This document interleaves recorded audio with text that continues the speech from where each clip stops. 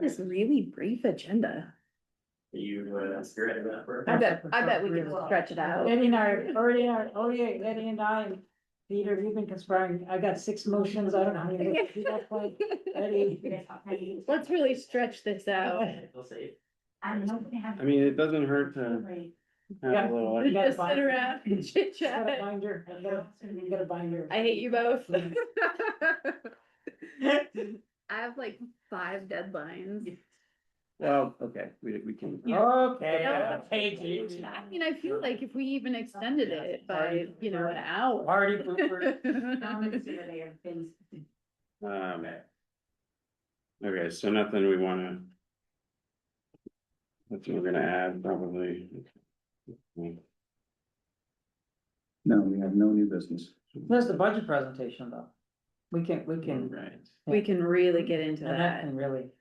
Mhm. Well, Annette is off, so. And that's in England. Questions that you Oh, have around the budget? Oh, I so- will attempt to answer. It was just in the packet for Alright. edification. That's right. It's in the packet because we reviewed it last time. Yeah. It's in the minutes from Oh, last. it's part of the, I meeting. didn't even Yeah. recognize it as part of the minutes. Yeah, it's just from the minutes from last meeting. We're not doing anything. Right. We're not intending to. Speaking of England, Erin Walken was just at Buckingham Palace. She was invited for like being a good citizen. And Carrie and Wendy brought pictures, her with her little fascinator on. Apparently you have to wear a fancy hat to go to the palace. Yeah, I was. whenever- Yeah. Yeah, I do, yeah. Fascinator. Those coming back, fascinators. Apparently, I mean, I don't wanna say they're coming back. I They think, probably never went out. yeah, I think it's a requirement to wear them. Go to Yeah, cause I house, was yeah. looking at all of the pictures and everybody had a fancy little hat on. I wouldn't mind if they came back. You should try one sometime. I think it would work. It think would you're work with right. the outfit you have now. Yeah, I love antiquing, so I see them from time to time. There's a couple good ones in Ferndale. Maybe I'll just fascinate. I'll wait to see it. I think we're at 8:15 though, so I will call the meeting to order and we'll ride to the pledge of allegiance. Pledge allegiance to the flag of the United States of America and to the republic for which it stands, one nation, under God, indivisible, with liberty and justice for all. We have a motion to approve today's agenda. So moved. A second. All in favor? Aye. Next, the consent agenda approval of the minutes for April 28th and claims for today. Reviewed and fine with them. I was reviewed and fine with them as well, so I will move to approve the consent agenda. All in Second. favor? Aye. Aye. Aye. Cool, moving right along, we'll open up public comment. Anyone who's a guest today, please, if you're on Zoom, you can raise your hand in the function at the bottom of the screen. Doesn't look like we have a guest. Dave Wilson. Oh, Dave Wilson's here, yeah. And Mike, who's not, I don't know, Mike. Mike is it? Oh, that's Mike, that's our Mike, right, yeah. But that's also our Dave. That's interesting. That's fun. This is cool. But technically. Is anyone else seeing this? Yeah. Oh. Just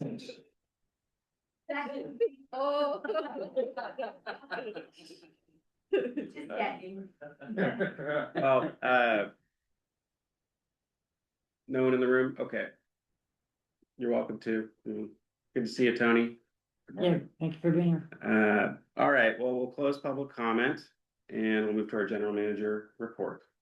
Well, we were at the recruiting meeting together last week, and I was also at the PPC, or 2 weeks ago, I guess it was, and I was at PPC last week.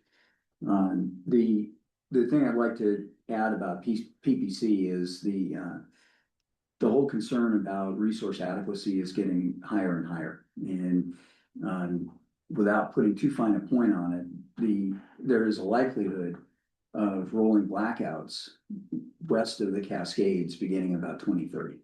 And we just don't have enough available imported power that we can get across the Cascades for the load growth in the Portland to Seattle load pocket. So that keeps coming up. It's been forecast now for 15 years, 2030, and it's beginning to look more and more dire as we get closer and closer to 2030. Other than that, I'm gonna just Wow, Yeah, it was. ray of sunshine. Yeah, sorry. Yeah, thank you for that. Yeah, it can be overcome by, really aggressive permit reform You bet. at all levels. Yes, at all levels, yeah. Federal, state, and local. Yeah. So, I follow Go, up. go, yeah. Uh, so I'm also attended the PPC meetings, and I wanted Chris, you to give us an assessment of the proposed BPA. Transmission queue. Process that they proposed, it looked like to me, my eyes aren't as refined as yours, it looked like a substantial improvement. And one of the things that I'm curious about is what you think of it, and we're particularly focusing on, how they sort what comes into the process, of storm, so please, I'd like to hear your thoughts on it. So they've taken a process that was completely broken and non-functional because of the amount of throughput and substituted another process which will not clear that bar. So it's going to be jammed up again. What they've designed is not set up really to handle the volumes that we're seeing even today. It will be an improvement. It's going to be better. One thing that is really significant about what they've done is transparency. If you're in the queue, you can see where you are in the queue. They have all kinds of dashboards they've kind of developed so that outsiders can look and find out where they are in all their studies and projects. So it's project by project. So I think it's an improvement.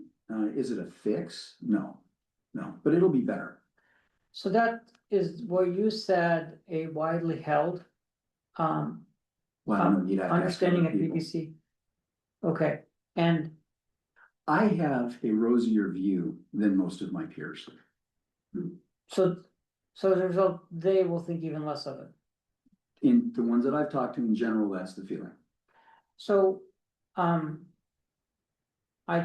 when this was discussed about a year ago, the approach was for us to let BPA come back to us with something. This is what they've come back to us with. Now, how do we go back to them and say, yeah, this is probably not gonna solve the problem, and here's what we propose. And which entity outside of BPA would be the entity to propose a new approach to dealing with the transmission? Either PPC or West Tech or both. And you've spent recently in the last year, especially significant time with both. Mhm. So I how was just would you cautioning feel about, individual utilities, unless they're like SnowPUD that buys 11% of Bonneville's output. The individual utilities, that's not the approach, not the right approach. no, we're not gonna have any influence, I understand that. We'll have influence, but it'll be through PPC or West Tech or both. It'll Right. be through other organizations that aggregate all of us. So, I'm wondering if you'd be open to, or if you think it'd be wise to, use your extensive knowledge to propose something to, improve the queue.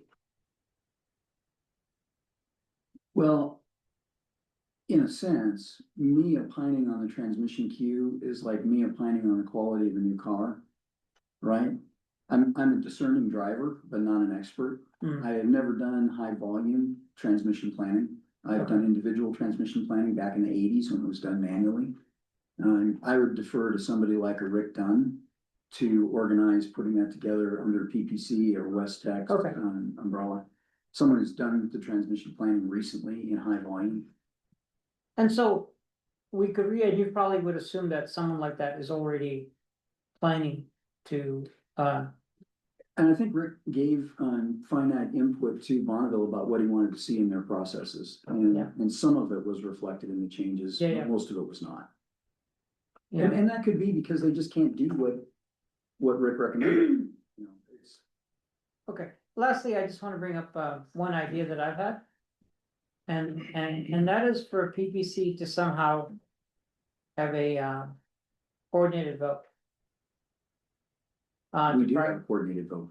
To prioritize the transmission queue.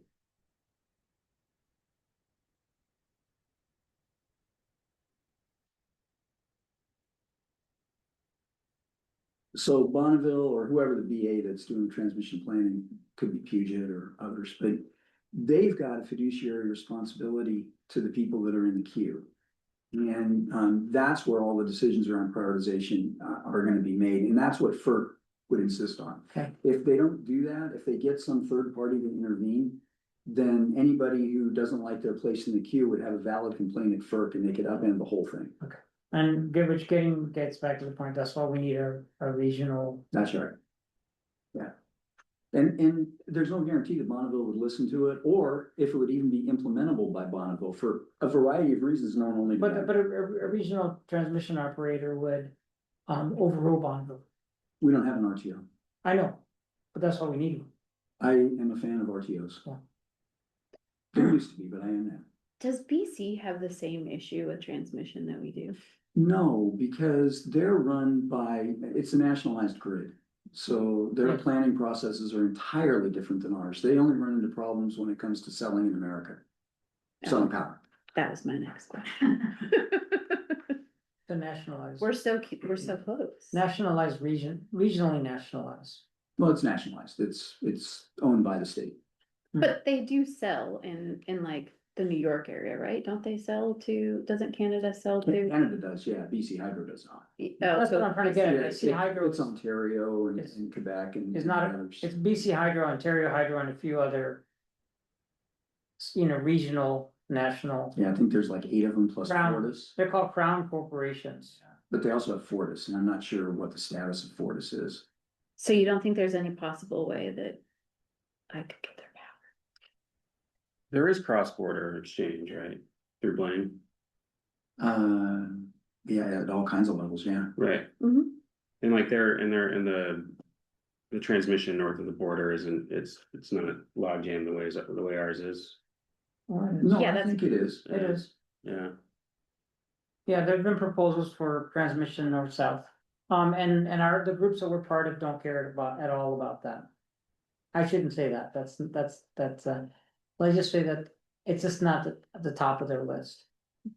Cross-border. Well, and really the issue is that, what you've seen over the last 2 decades is the excess power that's available north of the border is being soaked up. And it's almost all gone now. Soaked up by what? By data centers and Yeah. growth up there. You know, and shipping terminals and pumping stations and load. They've actually grown in the last 15 years.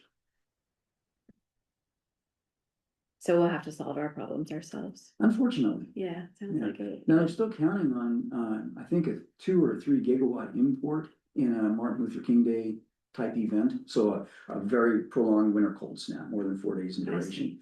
They're looking at about 2 or 3 gigawatts from BC, a couple of gigawatts from the Southwest through California, a couple more gigawatts from the Southwest, not through California, and then some from Montana, Idaho.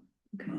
But we will rely in a cold snap, and low wind event on imported power. And it'll come from all over the West, and that's exactly what happened on MLK Day. What I'm planning to propose is that all of us get those exercise bikes with the generators installed in our homes. And just, and require on situations like that, we all have to stop and pedal. So, A different form of demand response. yeah. every little bit helps. Thank you, I just wanted to follow up on that item, I just, one other, mention was, the, resource acquisition from BPA topic also came up, at BPC. And they broke it up into under 50 megawatts, and that's what the law says, right? It's under 50 megawatts or over 50 megawatts. Yeah, And I asked a question at Wapuda, and then had follow-up, on Wednesday, I believe, PPC. Was, about this, what can BPA do to increase resource availability? So, you probably heard, I feel like my question wasn't really addressed in either form. Hmm. And then my question to you is, what do you think we can do what do you think BP can do to encourage new resources? well, I mean, first of all, you need Every to time I bring separate- that up with other people, by the way, they say, go talk to Energy Northwest. I talk to them a lot, but you gotta separate out resource acquisition from what Bonneville does as a core mission. Their Yeah. core mission is to move power around the countryside. Yeah. That's what they do. They actually don't own any resources. So when they talk about acquiring resources, they're really talking about power purchase agreements, Yes. PPAs. Yes. So they can acquire resources, but they can't own them Mhm, and they can't operate them. mhm. So that to me looks like a contract and they could do it, but they would have to have some kind of need. And then we would have to approve it in the 2-year rate cycle because it would probably be at increased cost. So that would be Bonneville's contribution. They could say, okay, they would essentially simulate demand, increased demand. And by saying, by letting out an RFP that we need, 1,000 Yeah. megawatts, And, so on and so forth. and have I not noticed RFPs from BPA? Have they happened and I haven't noticed them, or have they just not? No, they haven't done it. That's what I thought. But I just wanna make sure I didn't miss Yeah. something.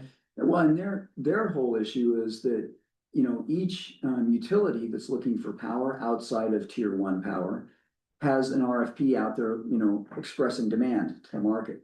So in their opinion, the demand signal is already out there and them, issuing a PPA RFP, to really use lots of acronyms, would not necessarily stimulate any activity on the part of the developers. Okay, thank you.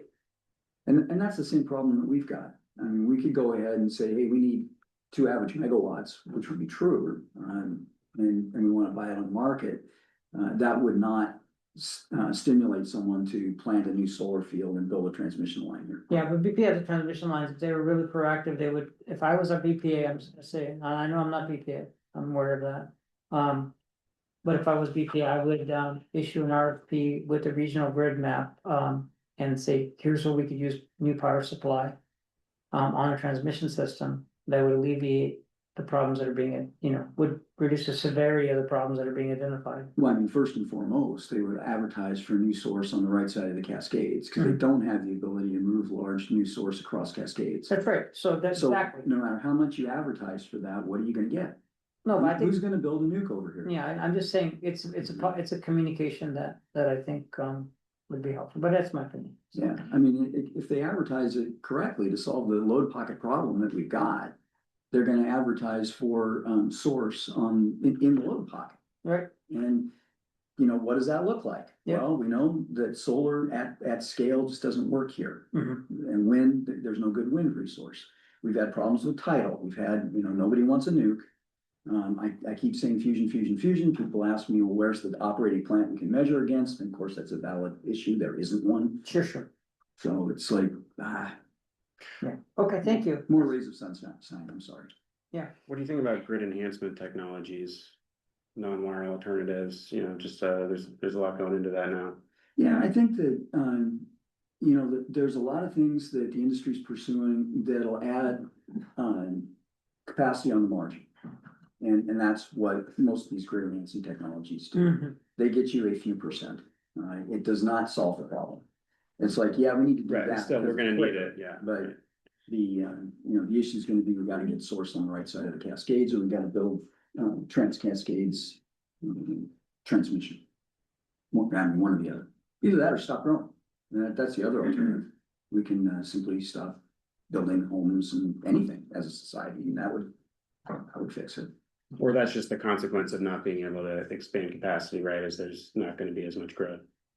Yeah, I think humans are more inventive than that.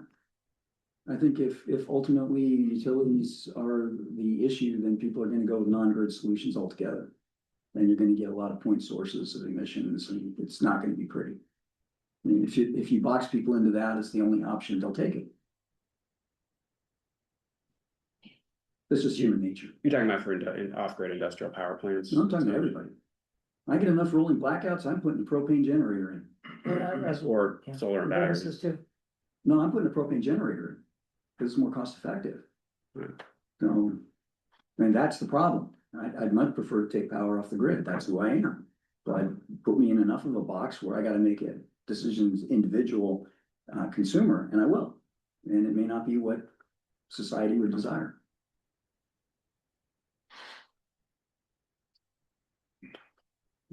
Okay, Any more thoughts on yeah, this? that's, I yeah. know we could talk No, about it all it's day, all- so it's, Lisa was about to It came up, throw something at me. No, no. My filters are not as high as they normally are. I mean, I think that's a really good, like, catch 22 that more people should start talking about, though, like our permitting process, really, the holdup, and I say this with love in my heart as an environmentalist, but a lot of that is steeped in process that environmentalists, sorry to say it, but have pushed through. And then if the end result is that we're not able to build anymore, and then we're not able to supply enough power, and people start putting in propane generators, then really we've lost it. We've Yeah. lost it. well, a lot of people use propane around here. They and, do, not that many anymore. There's It's more there's a expensive. surplus supply from Canada. There's actually a new import facility being built now in Whatcom Are County. you advocating for And propane? well, it actually is. It's a good option for people that exist now.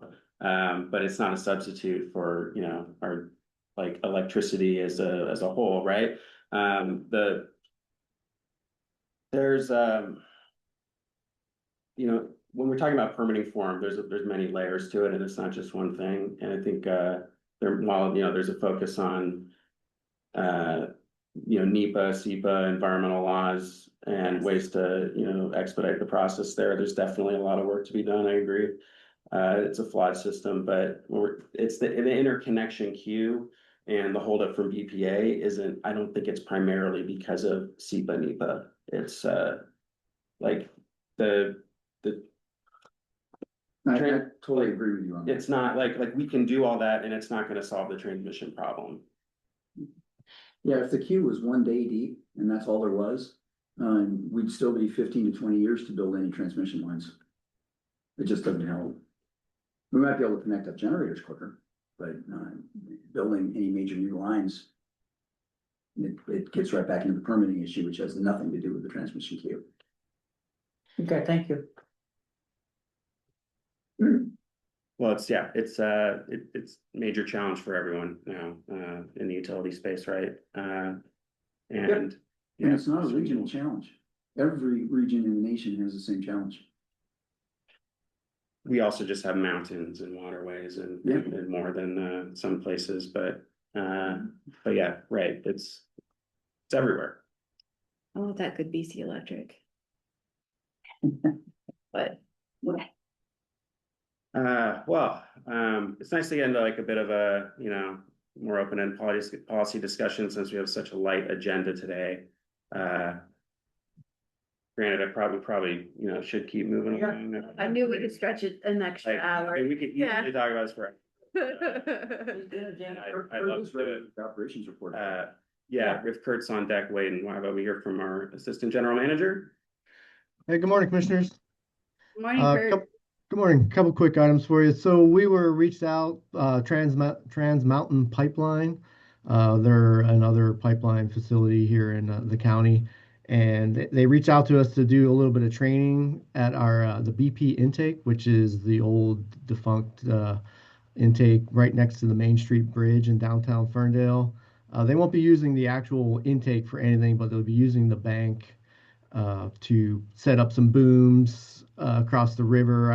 I know they're setting up booms. I don't really know what they're doing specifically. We're meeting them today at 2:00, but just a little bit of sharing resources here in the county and for training exercises in case they were to have any issue in the Nooksack River, they'll have a little bit of knowledge and a little bit of experience working with the river here. So that's one of the things we've got going on this week. Another thing is here at Plant 2, we are replacing some of the valves in the sand traps. The sand trap is after it's come in through the intake, and it's the first spot here in the process where the smaller dirt that's gotten through, and here in the process we take that sand out, and so there's valves at the bottom that are ran by air, and they clean, not really self-cleaning, but they clean themselves regularly, and so two of them failed, and so we're replacing those. One has been replaced already, and the other one is in process. We have 4 total. The other 2 are working fine, but we're going to source additional valves and probably replace them in the future before they fail. Third thing being, you might remember earlier in the spring, we had an emergency fiber repair. And so we took care of that. That's all been wrapped up, but we are now working on the long-term repair. We're replacing about 1,300 foot of line and doing some tree trimming. Right now, we're just doing some of the install. We won't be taking any comms down until later in the month, but that is another repair that we're working through. And that's all I have for now. If you have any questions. Questions? Not from me. Nothing Thank for you. me. Thanks. Thanks for the update. Great. You're welcome. Thank you. And that's all for the operations report. We can move to old business and start with the broadband update. Yes, I'm most curious. Call for that. Sure. We'll be brief. This state broadband office has terminated the contract, so what we're doing now is finalizing any reimbursements under the current grant, which primarily will be for the make-ready engineering work that PSC has completed to date. Okay. What I'm much more interested in though is, how are the conversations going with the Nooksack tribe? With the Nooksack tribe, Yeah, I mean, Wait, sorry, on- Lummi Nation. elimination, so I've had one meeting with the folks there, and they're interested in a coalition, if you will, interlocal between the tribe and the port and the PUD. And the details of what that means or looks like is still to be determined, but it would essentially be a non-binding, effort that we would work collaboratively towards broadband infrastructure projects countywide. Countywide, so not just focusing in Point Roberts. Correct. No other news regarding that? They were looking for some draft interlocals. Did you send them some draft We interlocals? did, Okay, yes, and I haven't heard back. yeah, no, that's, So in this agreement, Lummi Nation would act as the ISP, is that correct? That's my understanding, is that they're wanting to be an ISP, guys. And they're doing that now? yes. Okay, Actually, On Lum, on they the, have not filed with the UTC to be an ISP yet, they haven't. then they would have to be to serve people outside of. outside the reservation, yeah. What's that process look like? Do you know? It's probably you just fill out a form and pay $15 and you're in. I Okay. mean, there's Not helpful. 600 or 700 ISPs in the state. There's a lot. Okay. It can't be that hard. And of course, we have the big meeting at the end of May. At Point Robert. Roberts, yeah.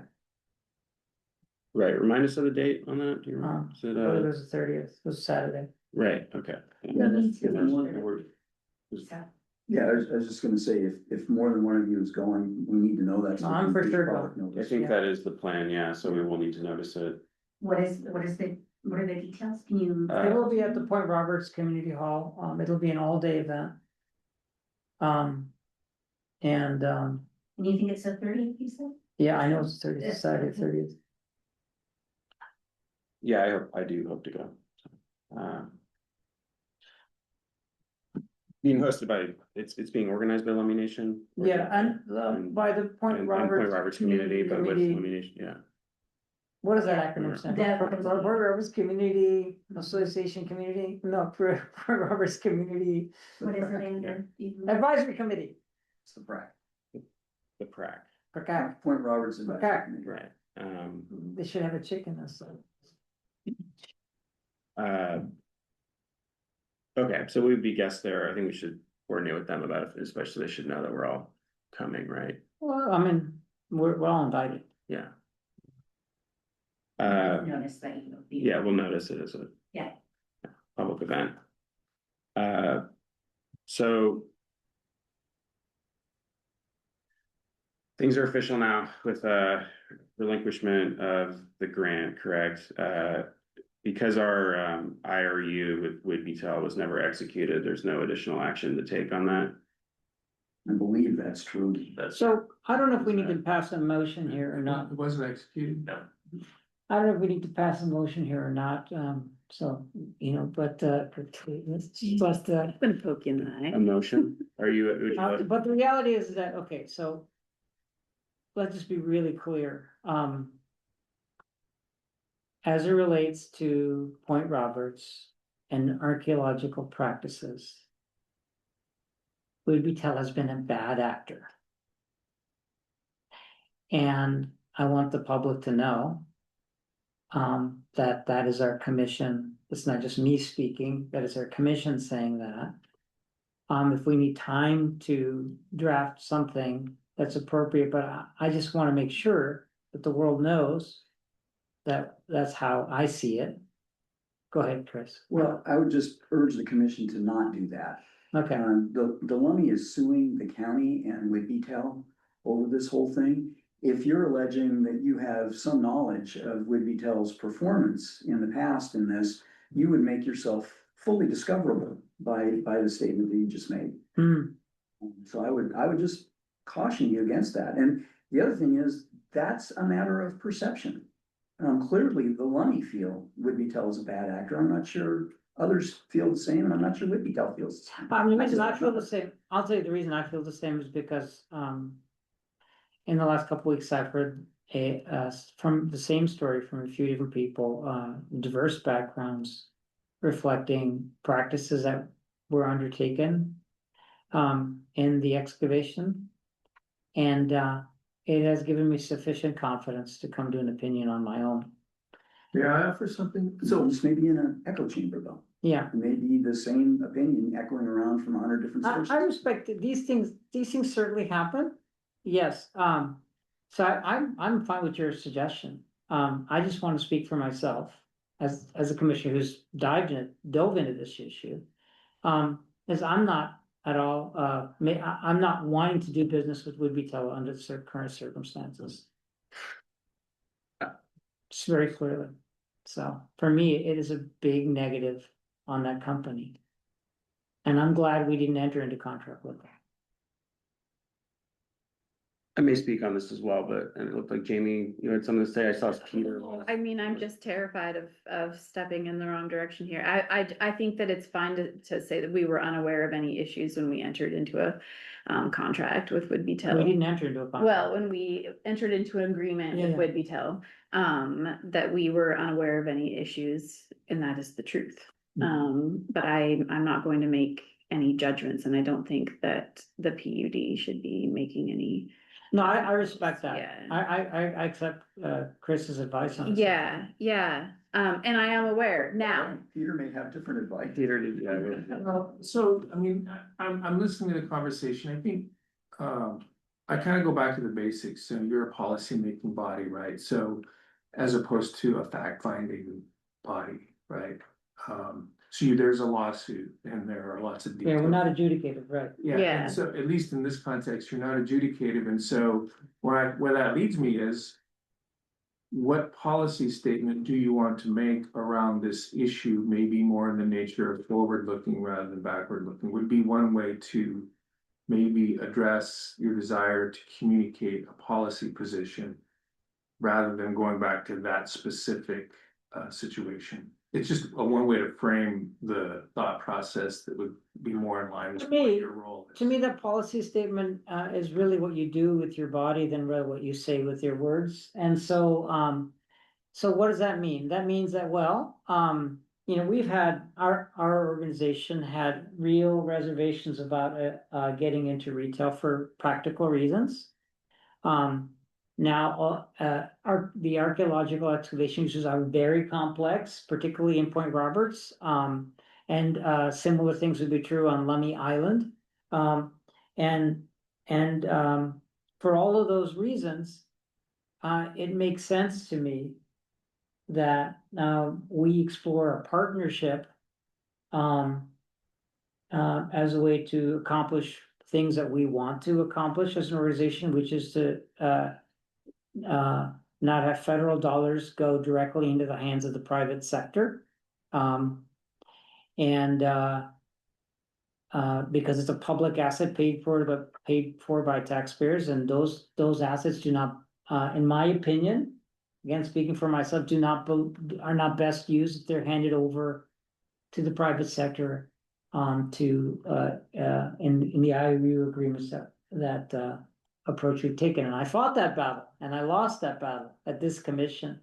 But I'm not gonna quit fighting that battle, and to me, here's a partnership that delivers that outcome. Instead of instead of, so it's more complicated than that. I think my role on this commission is try to lead us in a direction that's better. And not just make grandiose statements. So. I hear you on that, but you're talking about two different things. One of them was would be tell, and the other is how we move forward with a partnership with Lummi, which I think we definitely should explore, right? But specifically to the issue with would be tell, we could create a policy that looked something like, we respect Lummi Nation. We would never enter into an agreement with an entity that was harming archaeological sites. Do you know what I mean? We could talk about how we wouldn't do anything to. Isn't that, I mean, for harm. me, that's obvious. But it's not.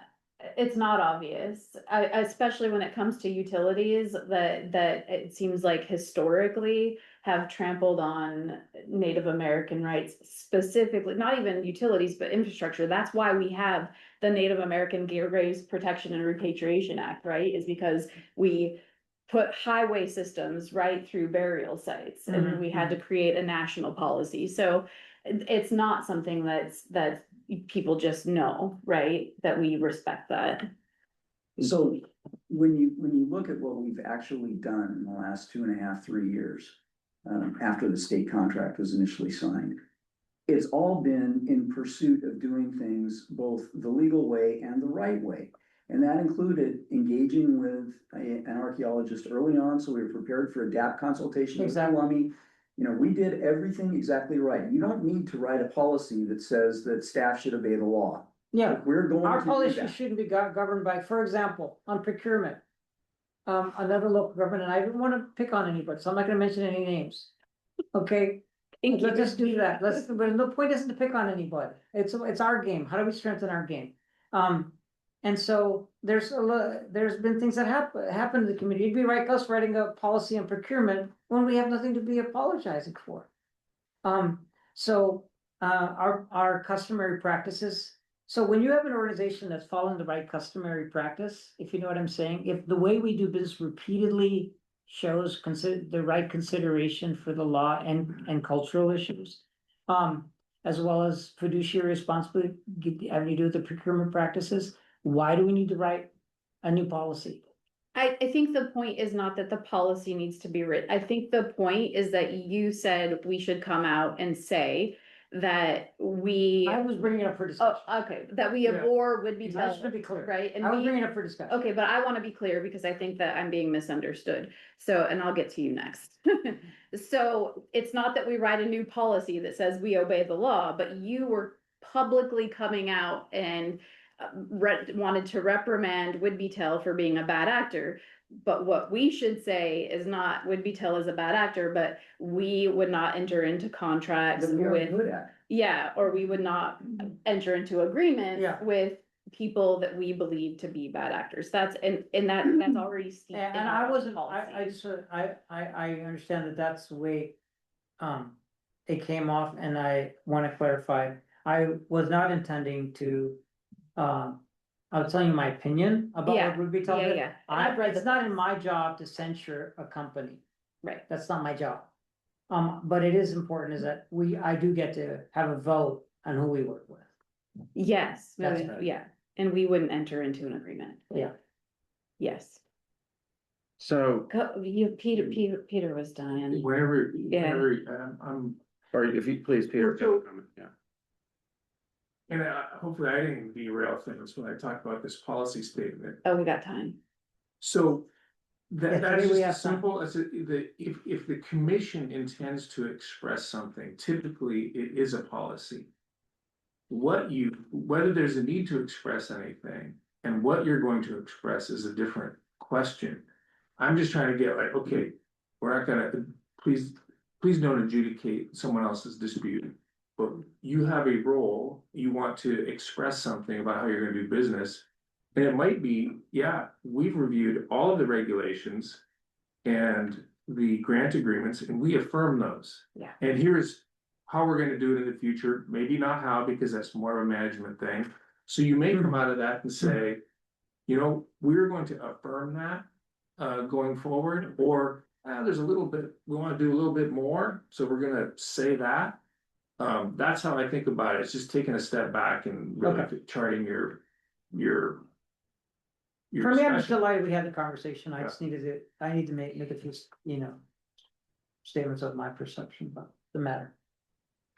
Which is warranted, because we are at a, we're kind of a watershed moment here, after years of working on this and where it's come to this point, and we're gonna be taking a new direction. Doesn't seem to me like some kind of formal resolution or motion is necessary on this. I No. think it's appropriate to talk about, and, it's something that we may, we're gonna be asked about, and as more people are learning about what's going on out there with the litigation. I'll say I was not aware of these transgressions. I learned about the allegations reading the newspaper last week, but, no one from Lummi Nation or anyone came and told me about their issues with Woodby-Tell. I didn't, as far as when we entered into this, irrevocable right of use contract, there was a lot that went up to that point, understanding that, where it was concluded, I think properly, that, Woodby-Tell was best positioned to expand broadband service in Point Roberts, being, the telecom utility out there. We also, I think, reasonably expected that, working with, Department of Archaeological Permitting and consultation with the tribe as our staff were doing in Washington State Broadband Office, that there would be a way to, expand for the fiber network, be it on the poles or below the ground, in a way that would not be disruptive to burial grounds, and ancestral remains, and that we were hoping we'd be able to do that. It is not going to work in this current path, and clearly Woodby-Tell is not going to be the one to do it. And we should, it's important, I think, for any developer or utility or anyone building infrastructure somewhere, understanding the context of the place that you are building. And that was something I don't recall us really ever discussing so much, but I think probably before I joined the commission. But being well known that, yeah, it's a very sensitive area. It's a really unique place of great importance, that with, being home to Native communities, people being buried there, not, in the ancient past, but, we're talking 20th century, right? Where there's, graves that could be disturbed. So it's, and where, white settlement there really only began in like the 1890s. And this is all very recent. And this is a very important place that was been habitated for, as I've read, 9,000 years is, I think, some of the oldest archaeological remains found. So it's, we understood it was going to be a place that would need to be very careful if we were going to disturb any soil. And I think we hope that we'd be able to do that in order to, bring this vital service to the people of Point Roberts. And, these difficulties are, there's reasons for them. And we're at a point where, we hope that there's another way that we can still support that happening. And, be it through this tribal ISP or what have you. But in the meantime, there's litigation happening. It's not our place to comment on it, because we don't have any of the evidence. We don't know. That's going to be decided in court or settled. Yeah, And, thank you for the conversation. Yeah, but it is, I think it should be, I will take fault for not doing my due diligence and research and really maybe asking more questions about what we were doing when we entered into a contract with them, given that this was probably a foreseeable risk. But that I would take fault for that. And I was surprised, I was very shocked to as far as what I read, and we'll be happy to, I think, make apologies personally, but I don't think we have to, formally do so as a body. Before we move on, I just want to say too, so One thing, because people are probably gonna ask, we had no issues in our dealings with Wood Detail, right? Like we had, I don't wanna be party They to were great to lawsuit. work with from a business perspective. Yeah, Yeah, okay, so clear that up, we didn't know of any issues. But also, we had talked about having a communication piece about this whole debacle. He's just looking at me with eyes terrified. I feel like there's a story to tell about the funding that was offered for broadband and how, all of these, different providers and utilities are trying to get that funding and, wrapping ourselves up into pretzels, pursuing that when in the end it wasn't meant for us, right? That's how it feels. It wasn't made for us. And it's so many wasn't made for Point Roberts, but also it was just so difficult, and they just kept moving the target, right? They just kept changing the rules, and I feel like that's a story that should be told, especially for Point Roberts. That there are vulnerable communities that exist in Whatcom County, in Washington State, in the United States, that there's not an easy solution for broadband, for lots of things. I mean, I think you're confusing two different issues. let's hear it. So the original grant, they didn't play around with the requirements on that much. It just took 18 months to get the contract. B, which has nothing to do with Point Roberts and this project, they kept moving the goalposts on that. And Yeah. Absolutely. And it got to the point where really only low Earth orbit is competitive. Right. And that one was all over the map. The original one, that was pretty straightforward. Everybody wanted us to do this because of all the historic problems at Point Roberts during COVID. That was kind of the motivation that Yes. caused us to focus on it. Yeah. And Right. But even that had its own set of problems. yeah, as it turned out. Yeah. Like, so that's what I'm saying. There's a story to tell about when, even with our best of intentions, we can't make these projects happen. And I guess the reason why I want to tell that story is because, I mean, there are lots of reasons. People look to us all the time. They call us all the time. Like, yeah, the what? permitting challenges, for example, would be. Yeah. Here's a problem, I'm sensing something and I don't, want to. It's 100% in agreement when we discussed this before, because of the lawsuit. It's all of a sudden a situation that any communication could be misinterpreted. It's kind of muddied the water. I would agree. I would agree that I was completely on board with that idea prior to this. And I think for us to engage, we have received inquiries already. That is not, Yeah. that is happening. And we are being very clear that we had no issues with Levitel in the process. And they are not the reason that the project is now not happening. Yeah, And that's super important for us to communicate, I think. And I think beyond that, it's important for us to step back. Yeah.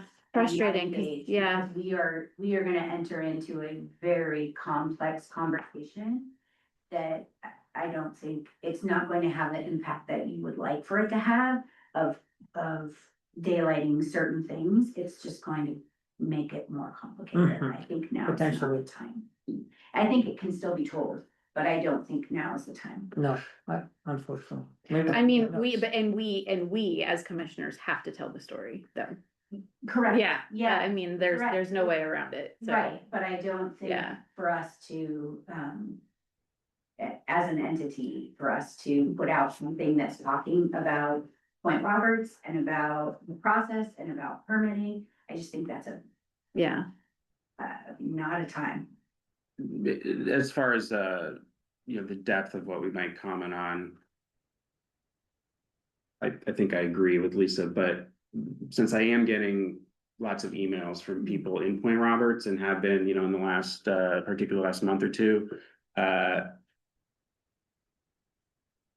can respond to them as an individual, but it seems like having a response as an organization that we can, when people ask us what's happening, what are you doing or not doing now and why, some kind of simple explanation might be good to have as a formal response. Yeah. Sure, could maybe work on something, that we can provide you. And Yeah. you seem extremely enthusiastic. Yeah, we. Yeah, we already have some. Grounded in truth on this particular project, it's not associated with the Whitby project whatsoever. Or the lawsuit. Yeah. Lawsuit. So we've been commenting only on our current project and the truth that we've discovered along the way.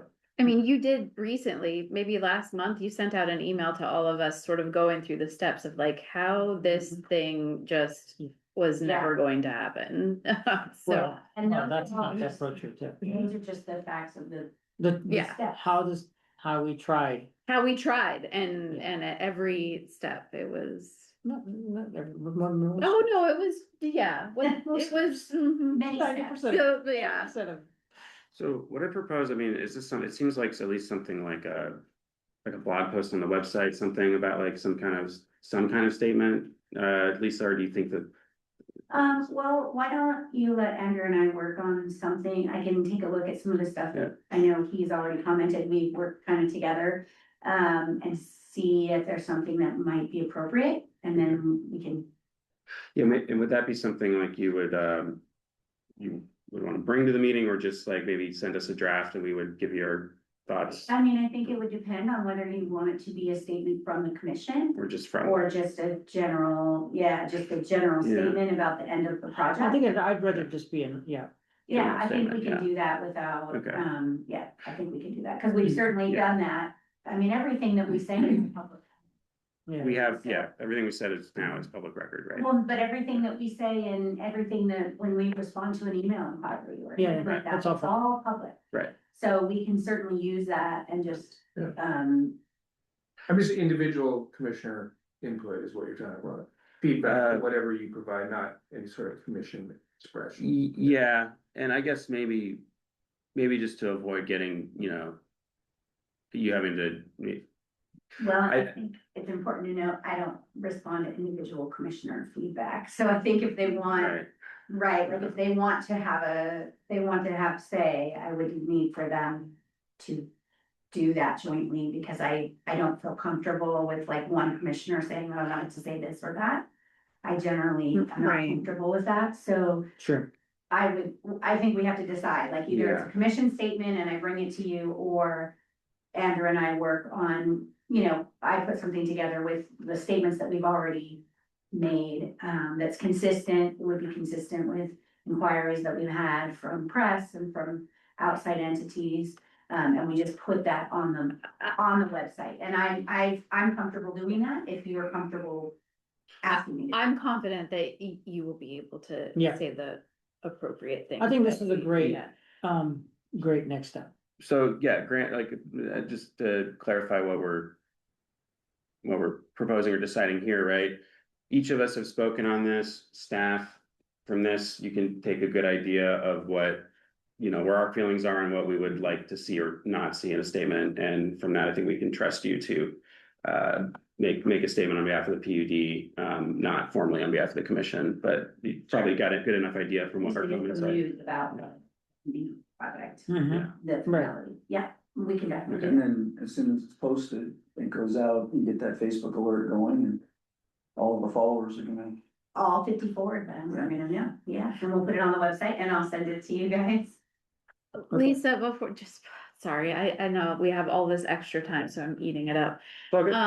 Yeah, you always do. What, I know, I know, when people are making, like when media is inquiring about this, are they asking specifically about the termination of this project? Or are they asking about what's going on with Whitbytail? Like, are they looking for the scoop on Whitbytail, which we have none? Are they curious about the? Well, I would not speculate on what they're looking for. Yeah, I mean, they're asking because it's in the news now, so I think it's safe to make an assumption that they're curious about that. Mhm. And what they're getting back from us are simply the facts about our project. I guess I'm not, that wasn't a clear enough. So are they asking about our project terminating, or are they asking about Whitbytail? Like, cause those things are totally separate. They're separate. not even the same thing, miles apart, They're like, not the same thing, and we have clarified that. We Yeah. have received inquiries. I would say that it's safe to assume that their inquiries are primarily based on the what lawsuit, detail. the lawsuit, okay, Yeah, that's unfortunate. and we have been And- careful to be clear that, you know, as we've talked about here, we had no issues with them. We've outlined the Right. process and response. We had no knowledge of any issues, and we had no issues with them. Right. And their involvement in our project is not the reason for Right. its finality. And we have to That- remain very clear. about But that. that's an A lot important of these outside distinction. people, Yes. especially in the press, because I've had 2 of these calls. And they believe that we're named in the lawsuit. That's what yeah. Right, they And- think we're, Because they saw that it was Whidbeytel and Whatcom County. and the county, a lot of And, people. and they just assume that we're in that. So the first thing I tell them is, no, we are not named in that lawsuit. To clarify. That's between the county and Whidbeytel. And then twice the reporters have said, oh, thank you very much, and hung up. Yeah. Because they really thought that, they were looking for a comment on how we felt about the lawsuit. And if I was party to it, I would say I can't comment because it's an ongoing lawsuit. Mhm. And since I'm not party to it, I can't comment it because it's somebody else's ongoing That's lawsuit. not your business, yeah. And it's, as it's been. And you don't want to make an adjudicative comment, It's just not my business. yeah, it's not your business, yeah. And it was not, it was. No funding came through us that funded. The improper work being done, right? No, that was There's all, no- that was all prior. there's- grants right, and way back, exactly. Yeah. And that's just like, it's important that people understand that. Super right? unfortunate Yeah. timing. Uh, What? Like that, Chair, I'd like us to move on and just. Okay, You started. I am I shook. know, I actually, Regret it? I A little. regret it, Yeah. I regret Now it. you know how I feel. well, maybe now that we talk about it, we can Let's just put it leave to it, bed, yeah, just leave it, but we will. Probably individually wanna think about. Yes, what we I'm might- ready. What we might say on May 30th. I think I will rely on staff to sort of help. I'm ready. Yeah. Okay. Okay. We'll talk about adjudication next, Oh, boy. a less controversial topic. No. Um, Yeah, so just a few things, reading here from, Matt Wells, who was present for the hearing yesterday, follow up to that. Some kind of nitty gritty things on just the court process. There was a stay on filing of evidence, apparently. Where the court said we're not gonna take evidence. That was an administrative issue, processing issue that they're hopefully gonna resolve in the next couple months. There is a stay on discovery that I mentioned before, that is intended to be in place for some period of time, just to have some semblance of order in this process. They think it's likely to be at least, 4 years from now. On Discovery? Well, yeah, so there's a suggestion of a broad stay on discovery until ecology files reports on individual water rights. We don't know how long that's gonna be. It could be a long time.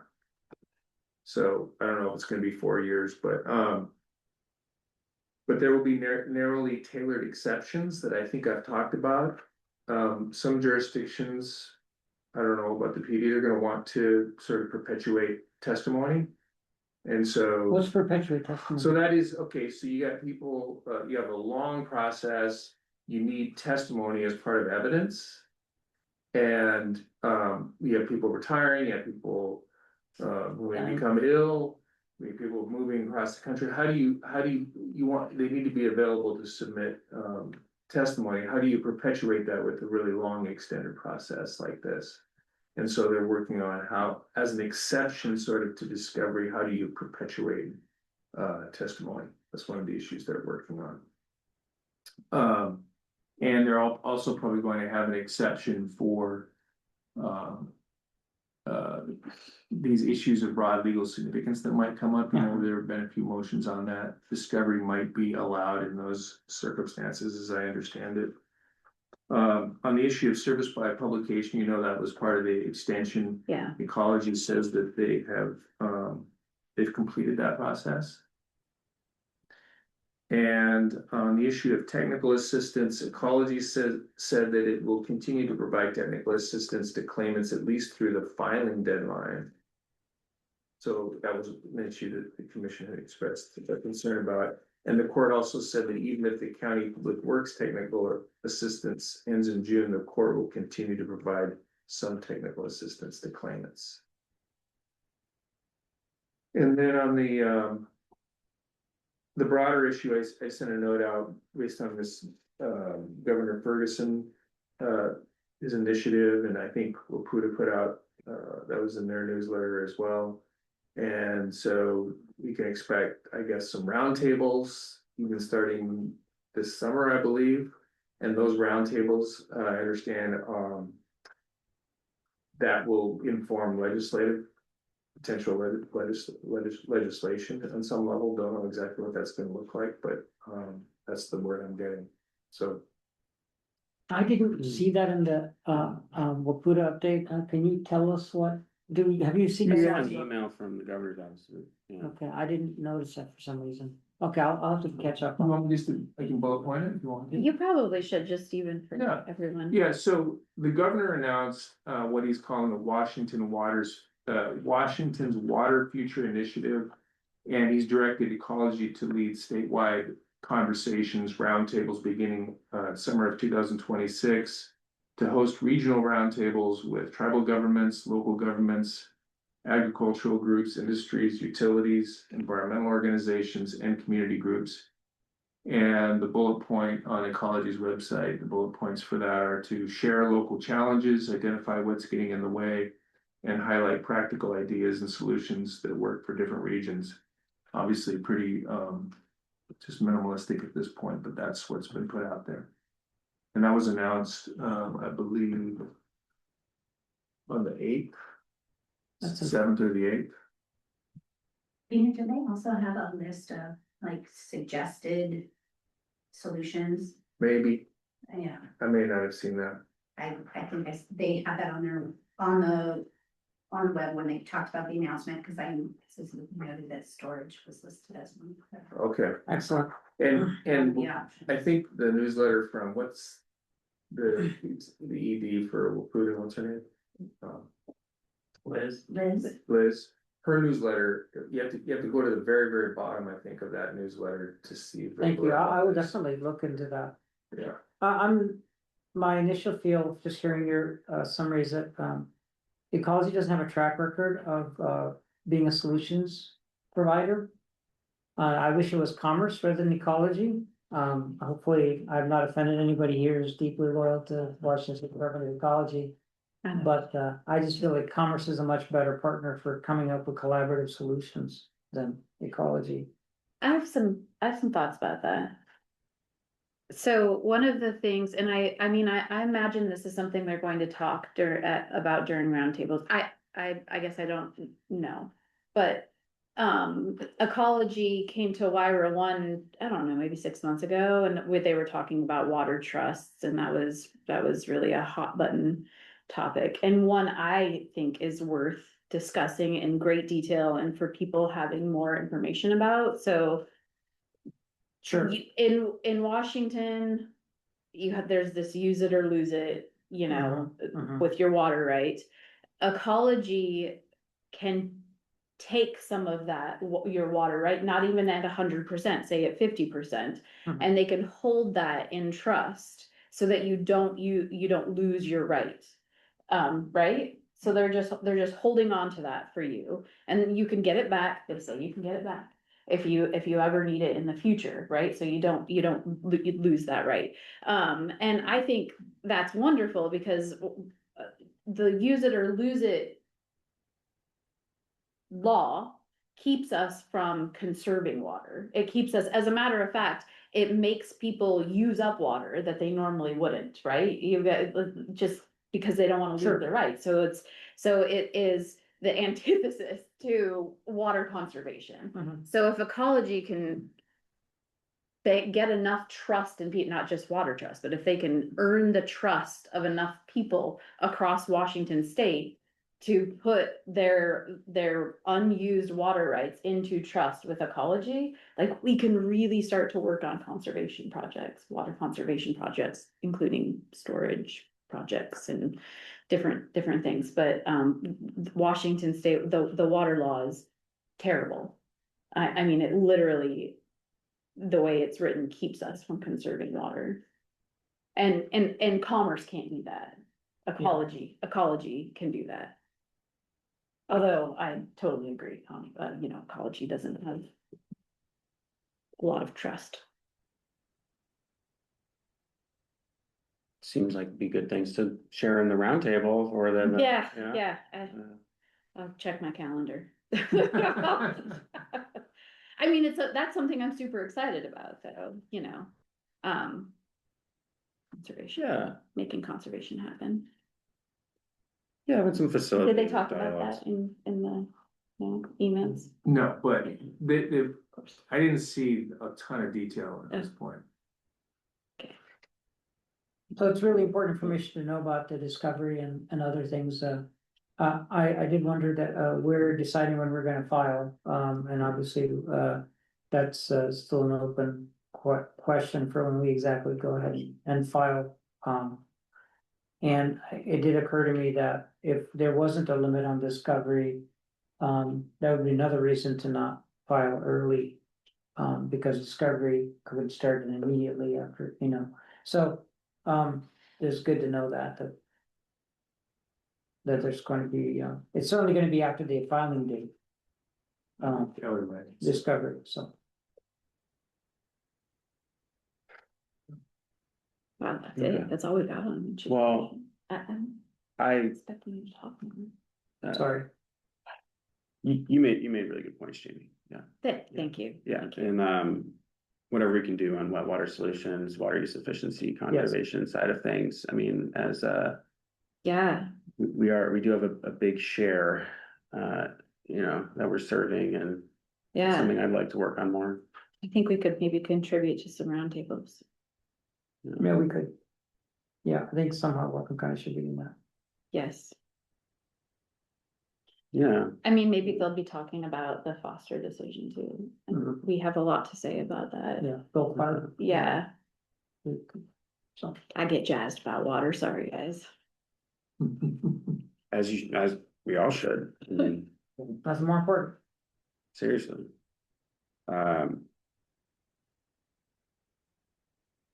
Okay, well,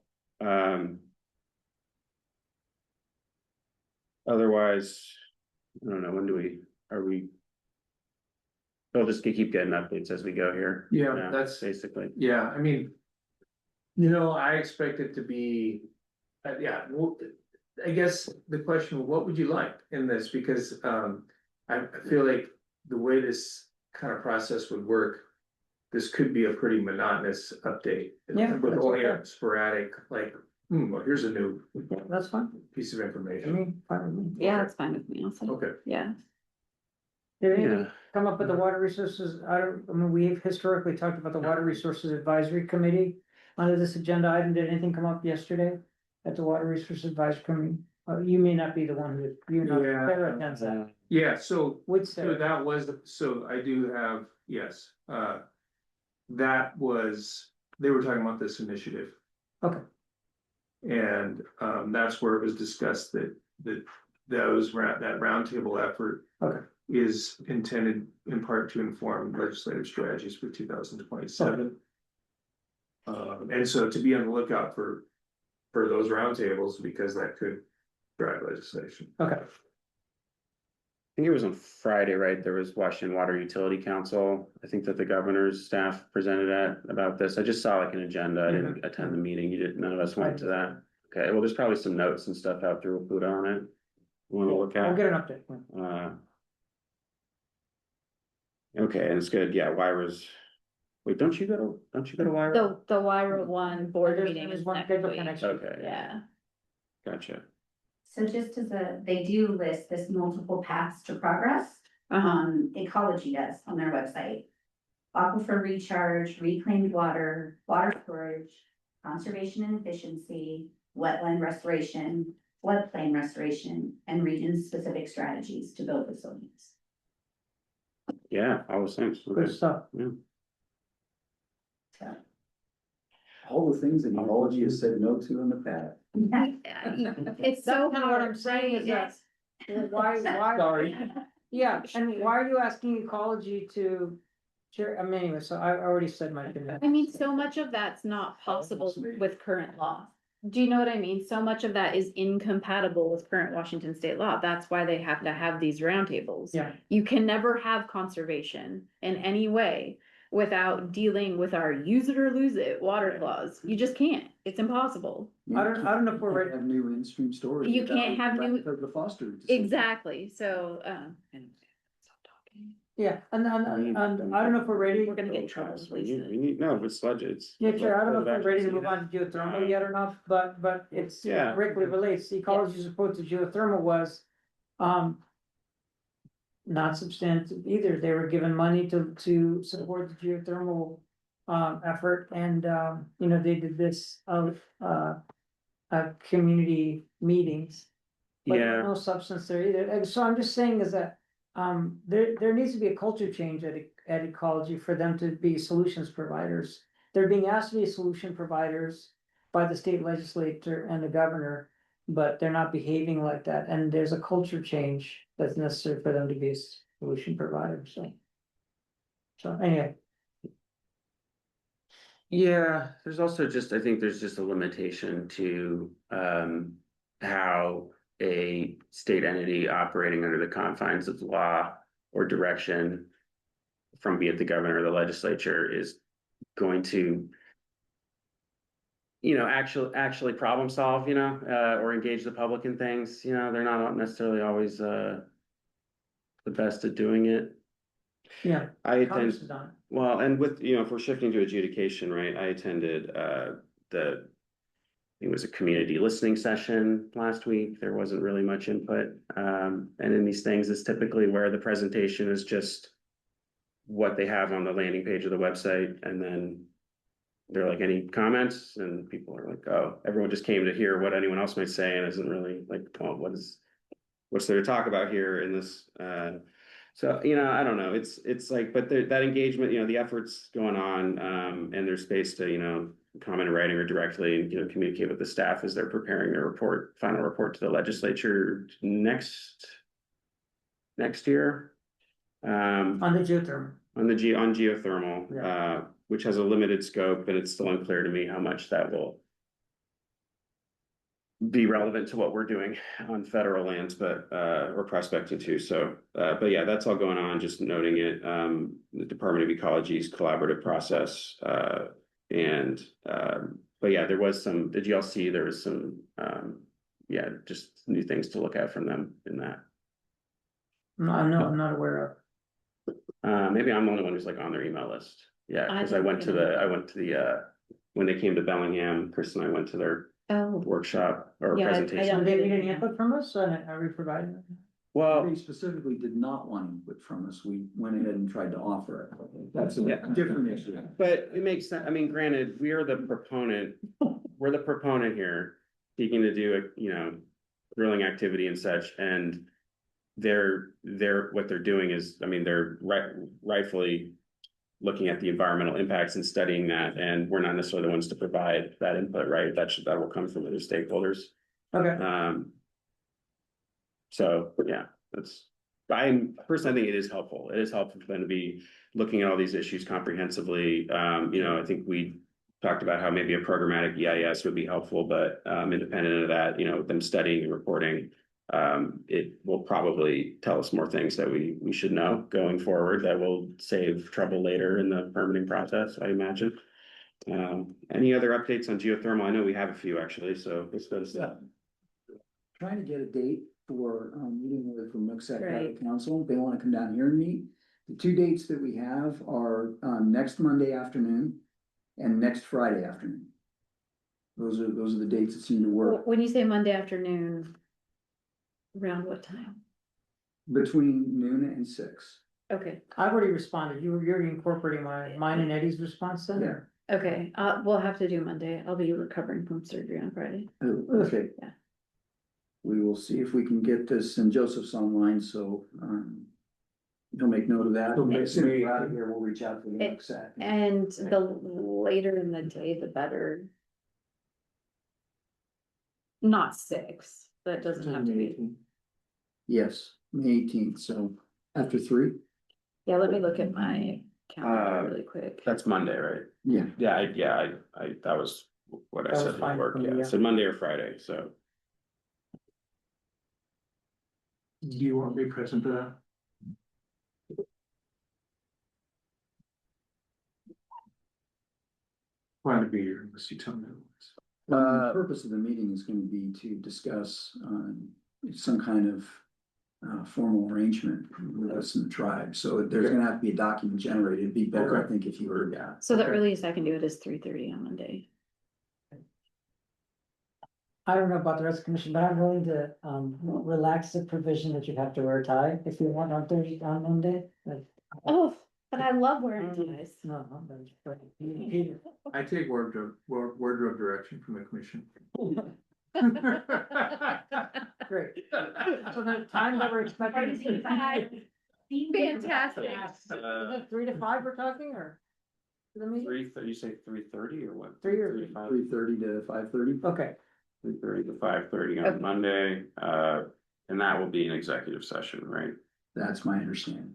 Peter, is that correct? Oh, We're gonna be discussing. yeah, we have to around figure the that out.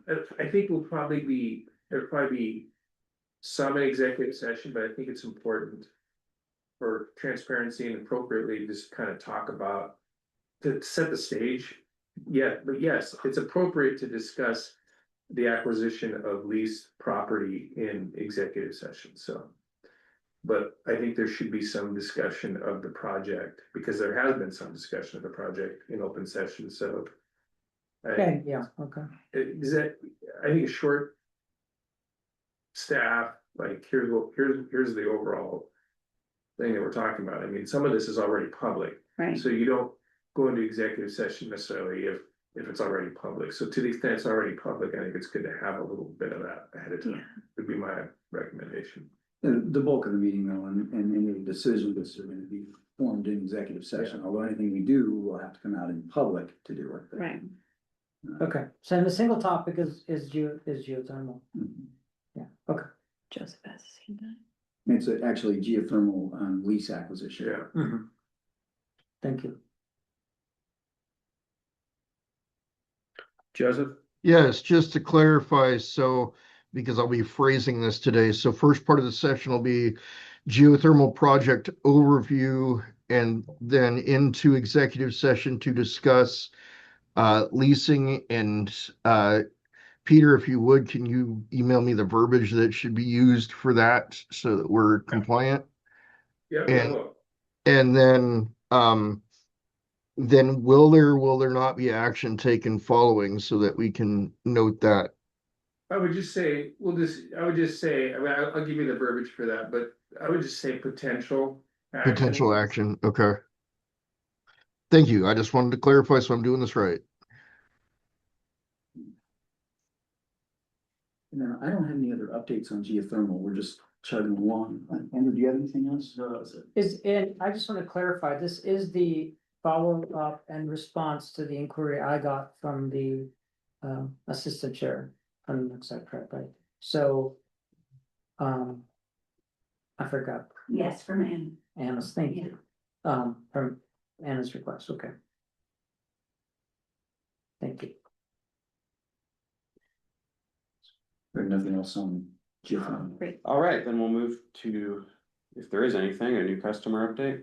I just wanna let the commission know that, Andrew and I have observed a pattern. So yesterday I got another call from another data center developer, wants to talk to us about interconnecting in Cherry Point. And my conclusion is that all of these data centers, all the developers, the hyperscalers and the lease developers, they are calling every jurisdiction in the country, looking for that one spot where they can get in and get served in 18 months. And of course, they're not talking to each other because that would be a competitive advantage if they find that jurisdiction where they can get hooked up quickly. So I expect that we're probably gonna get 1 or 2 calls a month for the next year, maybe a lot more, of people who just really wanna understand the Bonneville interconnection queue. And our experience has been, as they get more educated in the queue, they go somewhere else in the country. Mhm. Good. Well, it is and it isn't for all the reasons that I added in that Yeah, note yeah, yeah, yesterday. yeah. That I was would like a great giant note. sign that says not friendly, Yeah, but yeah. Whoa. She's speaking for herself. That's right, thank you. I'm speaking for myself. so anyway, I just It's wanted to. just crazy inform to you. me that we start this entire meeting with a conversation about having rolling blackouts by 2030, and then people are like, but data centers are nice. I have some okay. ideas. I have some ideas about that. But anyway, that's for another time. We'll talk about it. some Yes, time. another time. Yeah. And I mean, Chris will continue to have to put up with me for another month at least, so, with my crazy ideas, so. Well, doing what we are, what we should be doing is like you said, you inform them of, okay, here's the deal, here's what it would take, here's what you'll have to pay for and build. And then they make their decision, right? And I've been pretty blunt with these folks that, if you really wanna go that fast, you probably have to bring your own. Mhm, And not grid connect, wherever you're gonna build it. mhm. It's just nationwide, it's a problem. Bring your own power. Yep. Mhm. Yeah, granted, we did, last meeting, we talked about scheduling some Yeah. specialized time to workshop Have we policies. scheduled that yet? And We haven't. I don't think we Can you- have, and Can you work with the GM to make that happen? okay, yeah, I think we said we would in June, and I wonder if maybe the second meeting in June, give us a little more time. Or were we thinking special? It would be great, especially because we'll have 2 GMs. And we'll get twice. our money's Exactly, worth. yeah, we would have both, it was the idea, right, to be able to. And I'd be happy just to have it be one, You'd be fine with us waiting until you're gone? that would be fine, Okay. or just rely on Tony in June. We can wait till July also. I think it'd be fun. Uh, I think it'd be fun to have you both participate. This is in gonna that. be your circuits. Yeah. it's, uh, I think the comedic value of Lord of having the 2 GMs I mean, involved in that conversation would be, I'm happy to do whatever you guys want. yeah, I'd like to do it in June. It's Unless you want me someplace in July, and then that might be problematic. well, it's so that we, be able to draw from all your experience and knowledge, Chris, I mean. Right, and just remind the commission, I'm not going anywhere. We're retiring to Linden, and I'm a phone call away and happy to answer the phone. Sure. Okay. Well, okay, So, Commissioner, you'd like us to add some time to the second. So that would be June 23rd. I think that's what we talked about before. Yeah, you might wanna check with Annette, because the budget cycle will be going then. Well, that's where we're gonna ask you for your input. So what are you looking at? Oh, right, it's on the plan, budget. What do you see? It for just, the you budget? figure out which. maybe, okay, it could be. We could talk about it first meeting in June, I mean, Grant, I guess if all we're doing is setting aside. More space for a conversation versus like having something in writing that we're gonna discuss by then, right? Is that? Well, I guess if what you want is a resource adequacy presentation, I've got access to a bunch of those, and we could just set up a 2-hour workshop and I could go. That's through it. what I think we should do. That's the Yeah. easiest thing A to do. special. That's what I usually suggest. Yeah. Resource adequacy, yes, that sounds great. And power supply, power supply policy. I think that too, I think what we talked about though is, being straight, having a policy set to be straightforward and clear, so for expectations for any prospective new customer, before they begin the process and put money down, that the policies are clear. Which is something that all utilities are doing and updating their policies around as they're faced with an unprecedented volume of new customer requests for industrial power. And we're at, the square one, we're moving from first to second. And then, for whoever the third may be, they'll know. It seems like something that might take some time for us to discuss, so I guess I think what would be helpful maybe is, resource adequacy is one thing, but, we could kind of look at an overview of what other utilities are doing in this space right now and where things are Yes. legislatively, of course, with, there was recommendations from data center work group in the state and new legislation, stuff that we've, I think, at least I've gotten through WPUDA meetings, number of presentations on. I don't know if all of us have.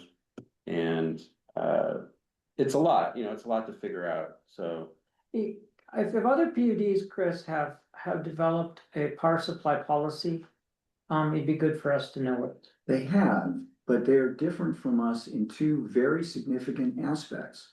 Number one, they have customer bases that include rate classes. We do not. The second thing is they all have significant internal resources that they were selling on the market. And what caused them to make the changes was those significant additional resources being soaked up. So they couldn't have off-system sales to subsidize existing rates. Right. We don't have either of those situations. For us, it's just a straightforward, hey, you want to come and hook up here? Go That's bring your fine. own. Bring your own power or tier 3 from Bonneville, whatever it is. And that, And we just pass it through. And- So, I mean, we're very, very different. We can have all these discussions, but it's just not us. so, okay, this is an important point. Maybe that's where we get to, in this conversation and whether, again, I already suggested a special meeting. When we talked about this. Now, it doesn't have to be that. We could do it in a regular meeting, but I'm just saying that the conversation could end up with just a simple statement that there is no new power available, or here's our constraints. Put that in and ask staff, to put that all in the document, where our power supply is coming from. And what are realistic paths to obtain new power. That could be the simple outcome of the meeting. That's one. However, I'd also just like to note that we may well be getting requests for water service, regardless of if we would be involved in their power supply. They could be going through PSC or through an off-grid, and they would still need water. And there's this high probability of that being requested through us. And I think this is something it's not just about data centers, it's any new industrial water customer. Yeah. We've done Hydrogen producer. through all history, we've done this through these one-off contracts with each customer. And I think it's, since before any of us came along, there's been interest to, eventually kind of set some standardized contracts as we for existing and new customers and ways that we set rates. And there's within the, this could just be in the next, even this year or next year, right? Like where we'll be getting, new requests. I think we should be prepared for that. Just purely from the standpoint of there's this adjudication going on, and we, as far as how much water are we actually going to be able to commit to providing long term, there's these like uncertainties and things that need to be worked out in policies and contracts. And I think it's something Thank you for bringing that up. We need policy around. Otherwise, we're just navigating on the fly. I feel like, and I could be totally off base here, but we need to have a conversation about how we ethical growth. Because I think in one of our previous decisions, or responsible growth, everybody knows how I feel about data centers. But I would be willing to, like, if a data center, say, wanted to buy 1,000 acres for, conservation, like if there was some give and take, right? Because in my opinion, data centers are take. Like we don't have any policies surrounding our decisions for which customer we decide to go with and which we don't, right?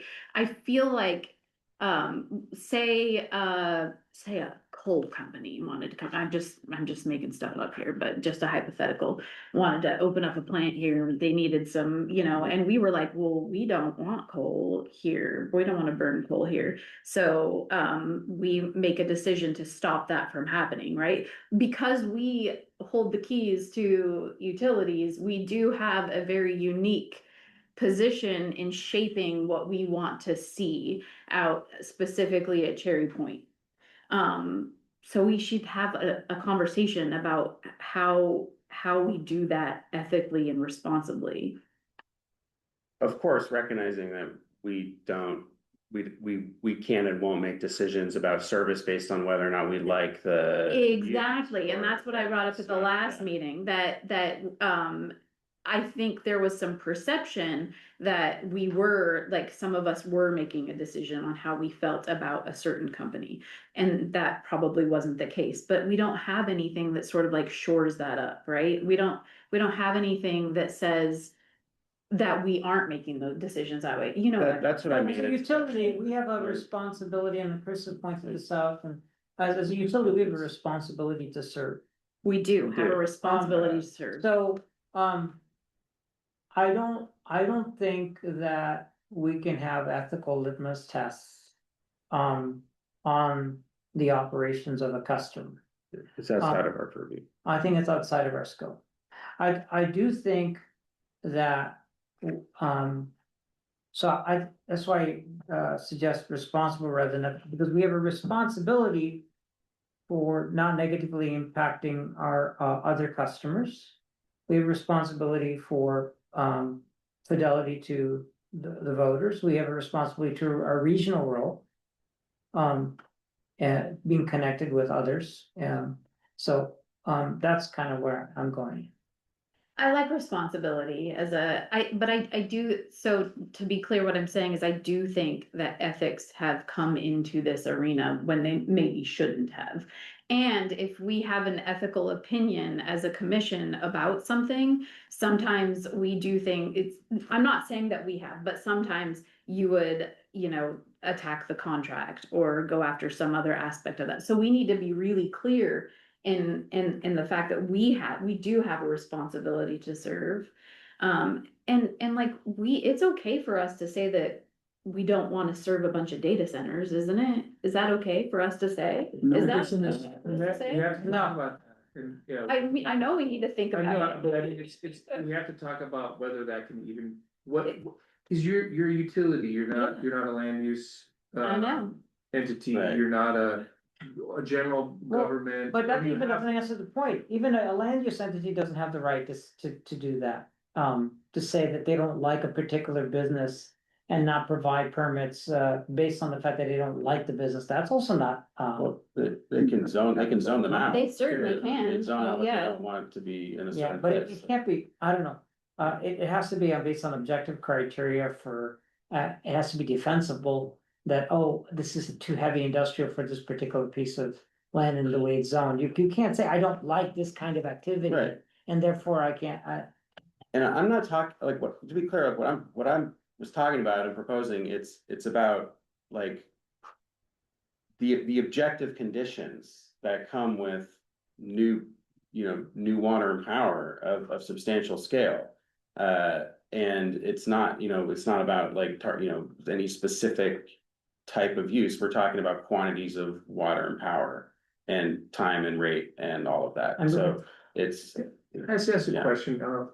So. Chris, I get the sense that like, okay, so. Chelan, Snohomish, all these big ones have ratepayers. They have these new load policies. And I know that it isn't translatable to PUD, but is there something that would say, here is something the commission could say, here's how we're going to queue and evaluate and put some parameters around a new request.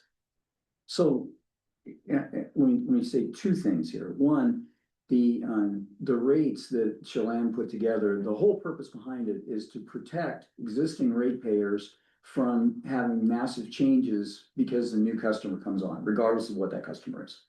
And that is neutral on what the customer is. All of the major developers and hyperscalers have signed a letter now to the administration pledging that they will not negatively impact rates of existing utility customers or negatively impact local water issues. And, well, so the developer that I talked to yesterday has signed that pledge, and the one we talked to, was it last week or the week before? That's not an Anyway, enforceable they had also signed it, and their water usage was, I think, 300,000 gallons to charge their system, and it's a closed loop system. And after that initial dump of our water, in 300,000 gallons, we could deliver. No problem. Not a lot, yeah. But that's one time, and after that, all they have is domestic needs. So, toilets and sinks and that kind of stuff. Oh, And okay, that's it. Their cooling system is closed. right. So they've already gone to dry cooling type schemes to avoid the water. So, the pushback that the data centers have gotten around the country, I think, has been positive in the impact on their behavior.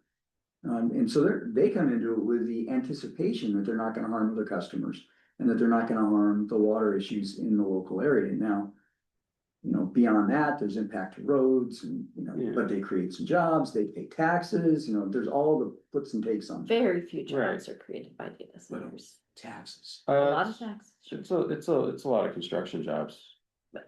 Yeah, And, once that's, but once that's done, it doesn't take. they're pretty much lights out facilities, yeah. Yeah, I mean, this seems true of. I remember A lot of when Google things. came to the Dalles, everybody was so yeah. excited. They were, oh, jobs, Google's coming to the Dalles, and that was very disappointing. Granted, I mean, did you see Chris sent some commentary, the other day, noting that. I mean, there's a strong, because we were talking about because of latency needs. Yeah. There's a strong correlation between data center location and capacity and Industrial. overall Yeah. economic growth and employment and activity. And these things go together. And, when we're talking about data centers, it's like, it's not this growth, it's not, yeah, sure, like AI, the AI boom dumped fuel on the fire, but it was already, Who's heading it there? was already a rapidly increasing need because we're all doing Zoom calls now and we're all streaming stuff and we all have 5G on our cell phones and everything is through the internet now. And all business and all personal interactions are requiring data centers to continue, and cloud computing, all of it is fueling that growth. And it's so much, it's part of our society. And so it's as, it's just like with broadband, it's vital to making everything work the way it works now and will continue to. So as far as like any kind of concerns that come with like, what is the specific data center? What are they going to use it for? Those like outside of our control. Recognizing that, I've heard from, there was this conversation like at the conference, a lot of the utilities, they're really concerned because they serve potable water. And then if this large industrial use wants to come in and draw from their potable water system, it's like they're not used to a customer this size coming and asking, and then suddenly that's, it's impacting rates for everybody. But you can structure through policy a way to avoid that, or even to make it so that these new customers benefit and actually lower rates for your residential customers. And with electricity too, that's what they're doing in Douglas County, right? They've lowered their electric rates for almost all of the customers while raising it for their large industrial customers. There's a lot of options that public utilities have. And granted that new infrastructure is needed to serve any of them, they're going to pay for new infrastructure that can benefit the overall needs that we need. Even if we didn't have this one new project, we still need this expanded transmission, and they can help pay for it. So I think it's a conundrum that we're all in. And that's not just unique to here, it's everywhere in the world right now. But yeah, we are in a place where we're going to keep getting these requests. And I don't know what to do about it exactly yet. I think it was something we all have to figure out, and everyone's trying to figure out in the utility world right now. But yeah, there is opportunities. It's not only threats. Sure, absolutely. Okay. But I just wanted, because we didn't wrap up the conversation about responsibility and ethics, and we talked about having this conversation and we never did, because we do have a responsibility as a utility to serve, right? Do we have a responsibility to serve anyone?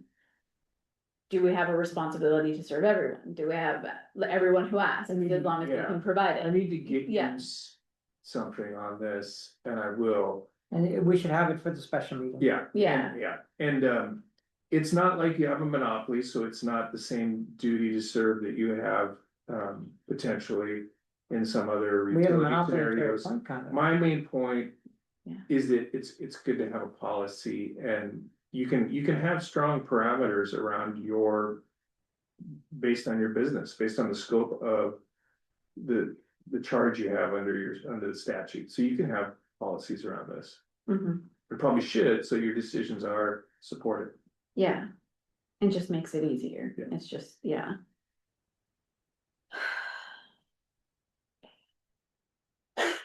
Don't touch graphics, people. So Joseph has his hand up.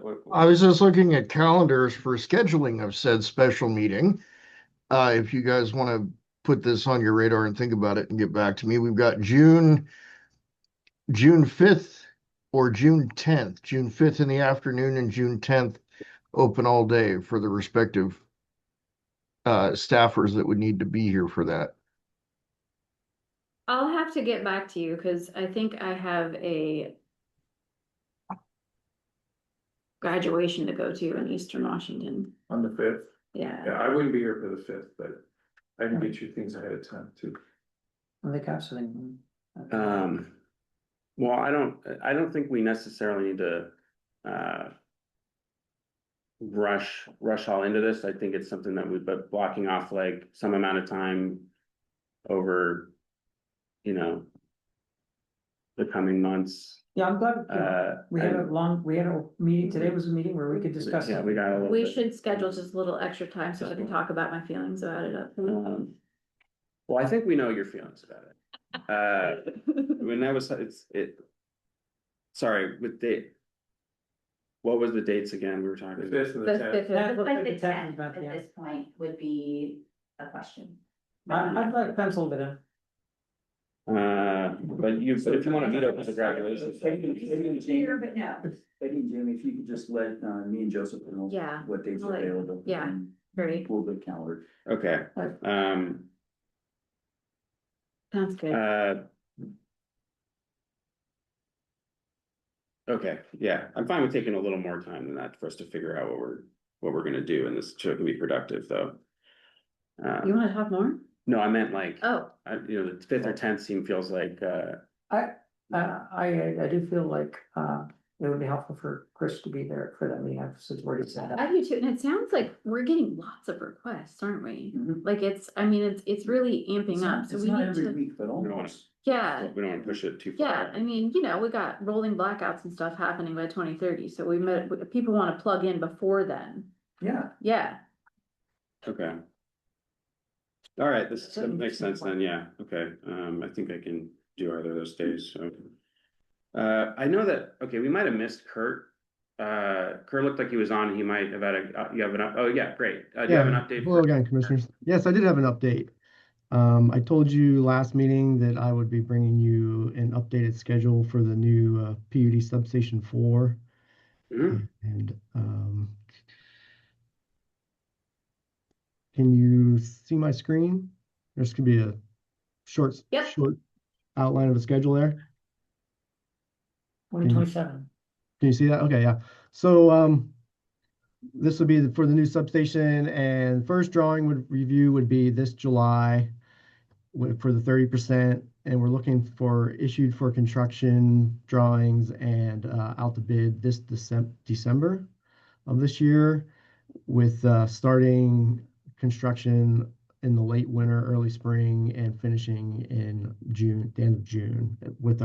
This is the newest current schedule from April 30th. So one of the main things, Garrett had to get some transformer specifications to the engineer, and so that's been sent to them, and so they're going to be working on incorporating those transformer specs and getting us up to the 30%, and then we'll be able to get a first good look at what the substation will look like. I have a question. Question? Has this schedule been reviewed with the customer? Yes, we're in regular contact with them. Okay, And I'm wondering. Sorry, go ahead. Wondering if the actions of the hearing examiner have in any way impacted the schedule? Not at this time, no. That shouldn't impact us, I mean, yeah. we're the Yeah, I don't- project, and, Okay, just checking. there, Yeah, I think Commissioner Urie's right that it shouldn't impact us. This is a different location, different scope, so. It is notable though that, I mean, if we're talking mid 2027, that's still, you know, a 1 year timeline, right? When they, you know, came to us, so they wanted power like by the beginning of 2027. And so is this going to create issues like, with, you know, they'll have to extend their operating permits in the meantime and such? That is correct. They will have to work on that. And one thing that I've learned is that apparently a number of their generators are either on the dock or very close to the dock. And so one thing that they will have to modify for their potential new permits is to move that up off of the dock, get it up on the headlands somewhere. That would be, from what I understand, one of the requirements to continue their permits or extend them, so we can continue this timeline. But as Moving the generators from the dock to upland? Yeah, on the land. correct. So it's- Oh, okay. And that's, you know, that's not our permit. That's, you know, I haven't seen their permits, so that's just from conversations, from my understanding of what some changes that they would have to incorporate to continue to extend those out a little further. Yeah, I guess I just wanted to make sure that, that this revised schedule, we're not, defying expectations from when we, entered into the agreement and such. Right. And like Commissioner Deshmani asked, we have been in regular contact with them, and you know, they've seen this updated schedule, and so that's kind of, we had discussed those updated permits, and they said that those are some changes that they could make to extend them. And, we're talking, 90% review by October. I guess it's not clear to me in this when we apply for permits. Oh, Garrett's already started some of the permitting already with the county. Yeah, it was in the pre-application process last I heard, so. Mhm. But okay, that's moving forward. That's- All moving forward. That's Yeah, already parallel. in progress. Yeah, okay. This is only, you know, this is only for just inside the fence line. And I know, I know they've, asked the questions about availability of the transformer we're looking at and breakers and things like that.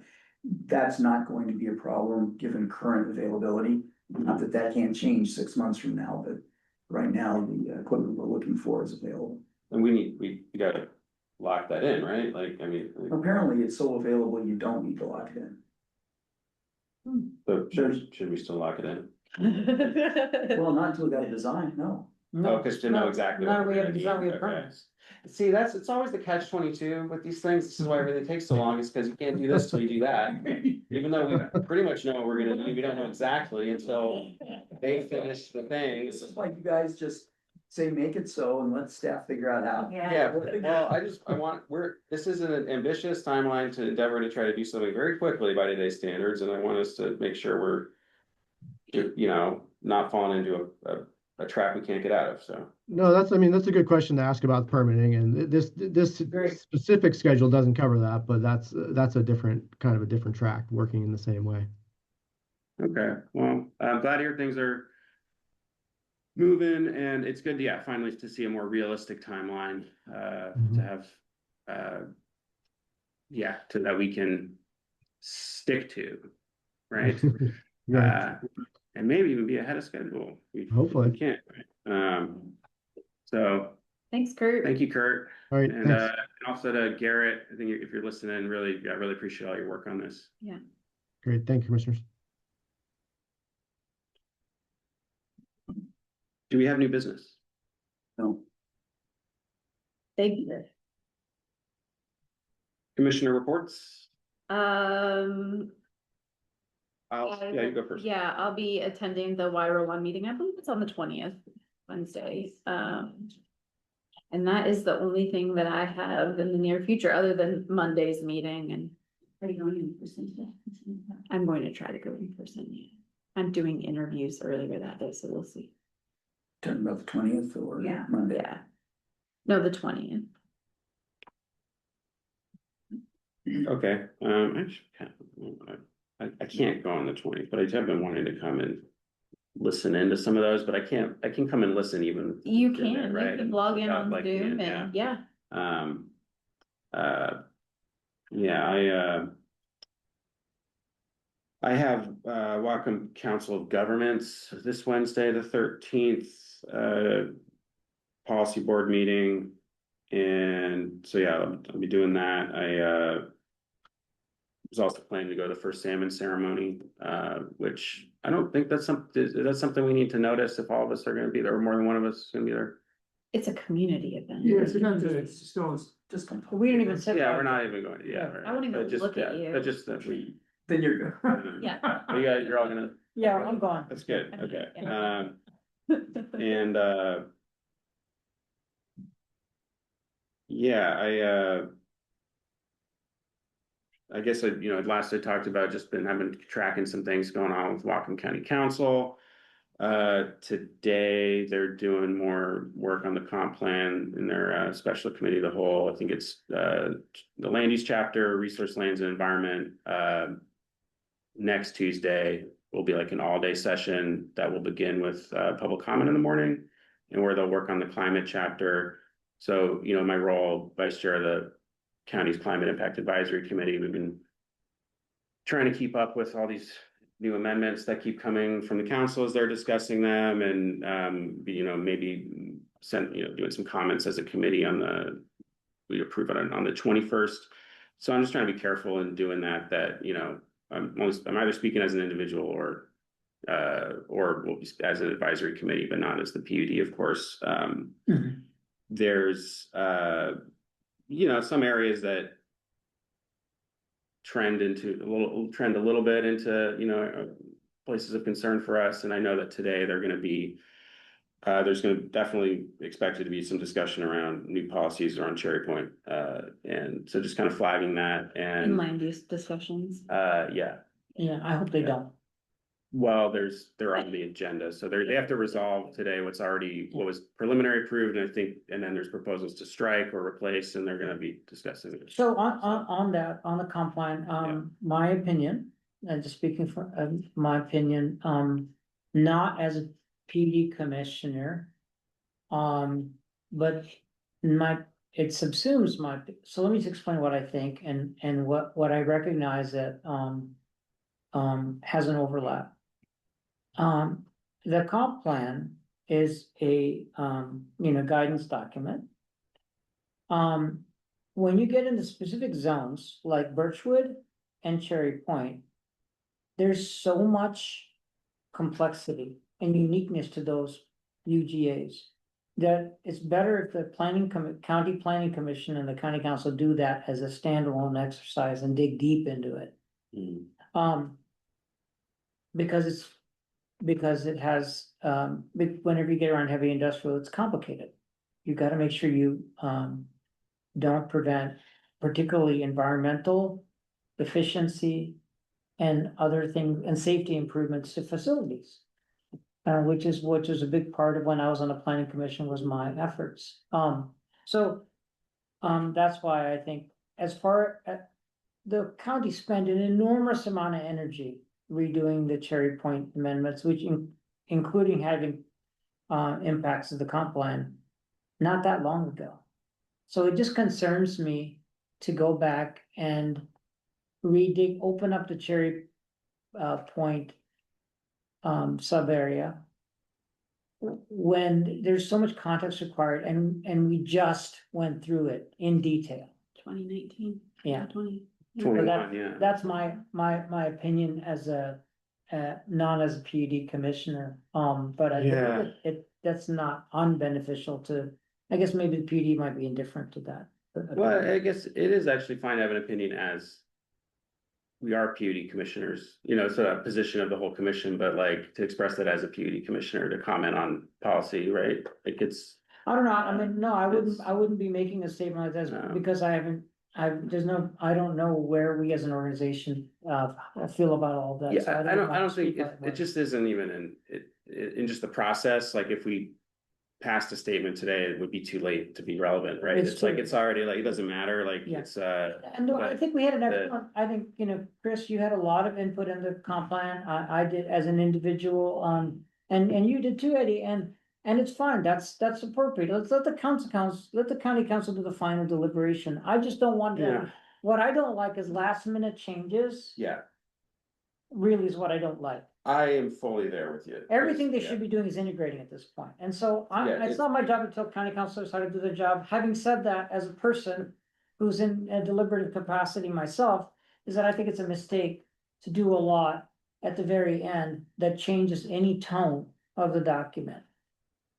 I agree, it's not, to make, major substantive changes to very, consequential Yeah, areas that are not, even if I agree with those Road particular prototypical changes, I comp wouldn't plan. want to introduce them at the last.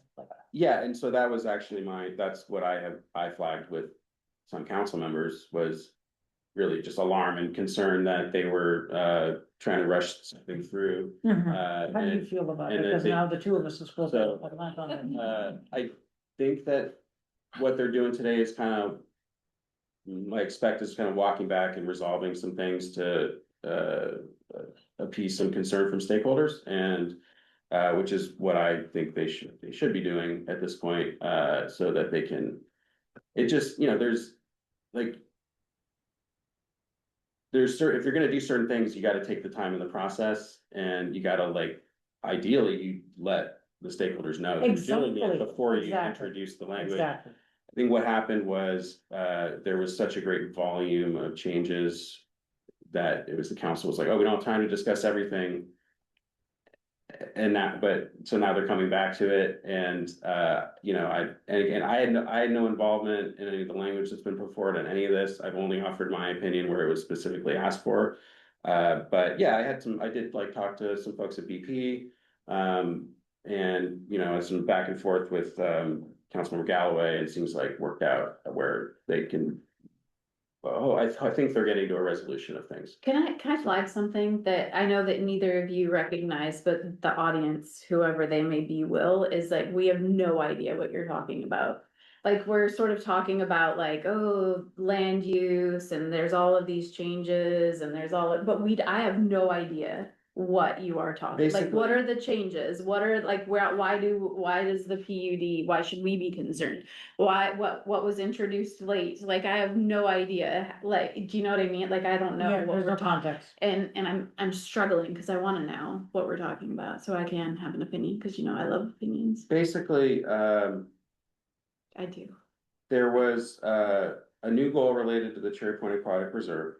Okay. And some amendments to, the section of the comp plan that was adopted 2017 originally, and then as part of what led to the, the Cherry Point code update, where, yeah, they added some language, and, or I guess that's been proposed, they may not do anything with it, but it'll be discussed today, and yeah, just kind of going back and messing with some of the policies around Cherry Point, and it's the kind of thing that I interpret it as really just being or it was intended to be clarification or more specificity clarification of what is already backed up in other policy and such, as sort of a direction to the planning department and how they should conduct permitting. Mhm. And it's been one of those things that, however, though, it can be interpreted as, it's not known what, is there, if it's interpreted as oh, we got to create new regulations around it, we don't know what that's gonna be. A lot of reticence around reopening that whole process, not knowing where it's gonna land. Yeah, And I don't think that that's what we should be doing at this point. no, it's too major of a change. Yeah, And the environmental groups that, are doing good things, but the reality is that, one or two of them have just formed relatively recently, after a lot of the inputting and of the upfront. The comp plan had a process by where people got solicited for input into the revision of the comp plan. And that was more than a year ago now. The early stage input was more than a year, it was 2 years ago, right to say that? Summer of 24, yeah. And then, so it's a structural, a major change in the intent of the comp plan is not appropriate at this stage, no matter what it is, no matter what it is. And that's my opinion. And I also want to state that the Cherry Point, amendments were finalized in 2022. Finalized, yeah. In 21, yeah, but yeah. I think the final. Yeah, was in And 20 yeah, it- it and was- that was The a final vote was years, 2020. years Yeah. long process. And was it like, is it, of course, it's like, you know, it's imperfect and it's this kind of thing where everyone could be like, oh, maybe we can improve this. You know, now that we've had a whole trial run of it, I think there's maybe some openness to doing that, and it would be a lot of discussion that's got to happen with stakeholders first before they've actually even come into the Yeah, and I think it'd be better the- to focus on Birchwood, you know. frankly. That's a much more, Birch Bay. yeah, Birchwood. Oh, Birchwood. Well, so actually, that was part of the other problem was there's language that's about Alderwood. That But again, that should be a, the way it there was should be a written was dedicated effort. No, but it like the problem is doing language in Alderwood impacts Cherry Point, and so that was another point. One of the things that we were. Yeah, I think an Sort of amendment, I think amendments would be trying to appropriate in resolve. Birchwood, but again, start that in a few yeah. months, a year, and then spend a year doing it. It's all just like the comp plan is just words. It's just a guiding document anyway, and so with any of it, it's like you know, unless you're talking about the zoning boundaries and designations, it's all just like general. Just it can be a directive, or it can just be a loose statement of what would be better, you know, and it's I think they're doing too much with it personally. I think we just have way more than most places have in their comp plan. And it's, you know, it's just not, there isn't. I'm hopeful that they're just going to resolve it today, and that then there may be a space, you know, in the future to talk about how we can improve our permitting process, right? Which is I think the aim for everyone, and this isn't the way to do it. So that's what you know, that was The public comment today, or is it today? Public comment? There'll be public comment on the 19th. Oh, and and what people will mostly be commenting about isn't this, it's gonna be about land back language within the there'll be a comprehensive lot plan. of things, yeah, a Yeah. lot of Which is things. mostly disappearing. There's that. Is it disappearing? Cause I see it, that's the Uh, only thing that I'm hearing from community members. Yeah, Oh, you mean it's disappearing from the plan? Is that what Yeah, you're saying? they're slowly scaling that way back, yeah. Oh, okay. Yeah, Again, that's a major structural change that you don't do at the nth hour. in a comprehensive plan. Yeah. What did, yeah, it's just, It's major structural change that you don't do at the last minute. It's not good, it's Yeah. not good government. right. It's my opinion. well, thank you for So- sharing that with me in great And detail. I'm hoping that, you know, our customers will be, you know, all Yeah, okay with where everything lands, and I'm hopeful it's, you know, that's where they're gonna get to with this update, so. Okay. And and if it's not, you know, I guess I'm only flagging it because like if things go haywire today, they don't really know what they're gonna do, then I might be responding to that on the 19th or in the next week or so in conversations, and you know, it's best for me at this point if I'm doing it to just use my PUD, you know, my PUD email account and such for this kind of thing. So just kind of flagging that, you know, I'm FYI, it might be, or it might be nothing more to do after today. I'm not sure, Okay, absolutely. you know. And I also, I mean, like, it's great how when we have the time, we can just take the time, right? But we are past where we hope to be today. So I don't want to spend too much time like just regaling I can stretch it out. the Whatcom conference we didn't really talk about so much about that. Well, But we don't hasn't have had to, a we don't chance have to. So yeah, I'll let you go Yeah. next. Yeah, you go. So, I don't have a lot to talk about with the Raputa conference. I was gonna give an update on what happened at the EDI board meeting. Oh, good. And also a second issue is a new sources conversation. So those are my two updates.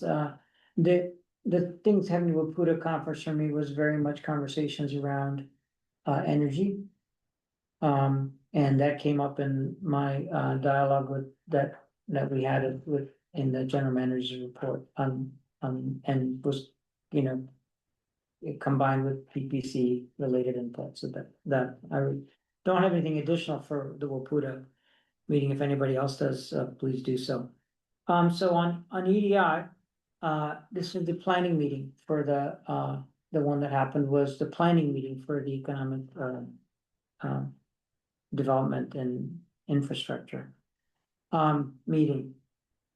So we didn't actually review actual proposals yet. The big debate was allocation of money, between, because they added the new category of housing. So, 30% is a holdback for the county. 40%, what the EDI approved after much conversation, much discussion, was 30% for the county, 40% for infrastructure, and 30% for housing. There were advocates who wanted to increase the, namely Tyler Schroeder and the city of Bellingham, who weren't present, but in the past, they had wanted to see more money go into the infrastructure basket. And then there was also advocates who wanted more money to go into the housing basket.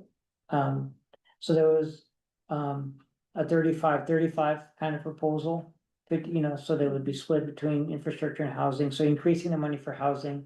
And there was also a 45-25 proposal, to go in the other direction towards more money for infrastructure. What settled is what we've done. Another motion that passed was to have the money carry over.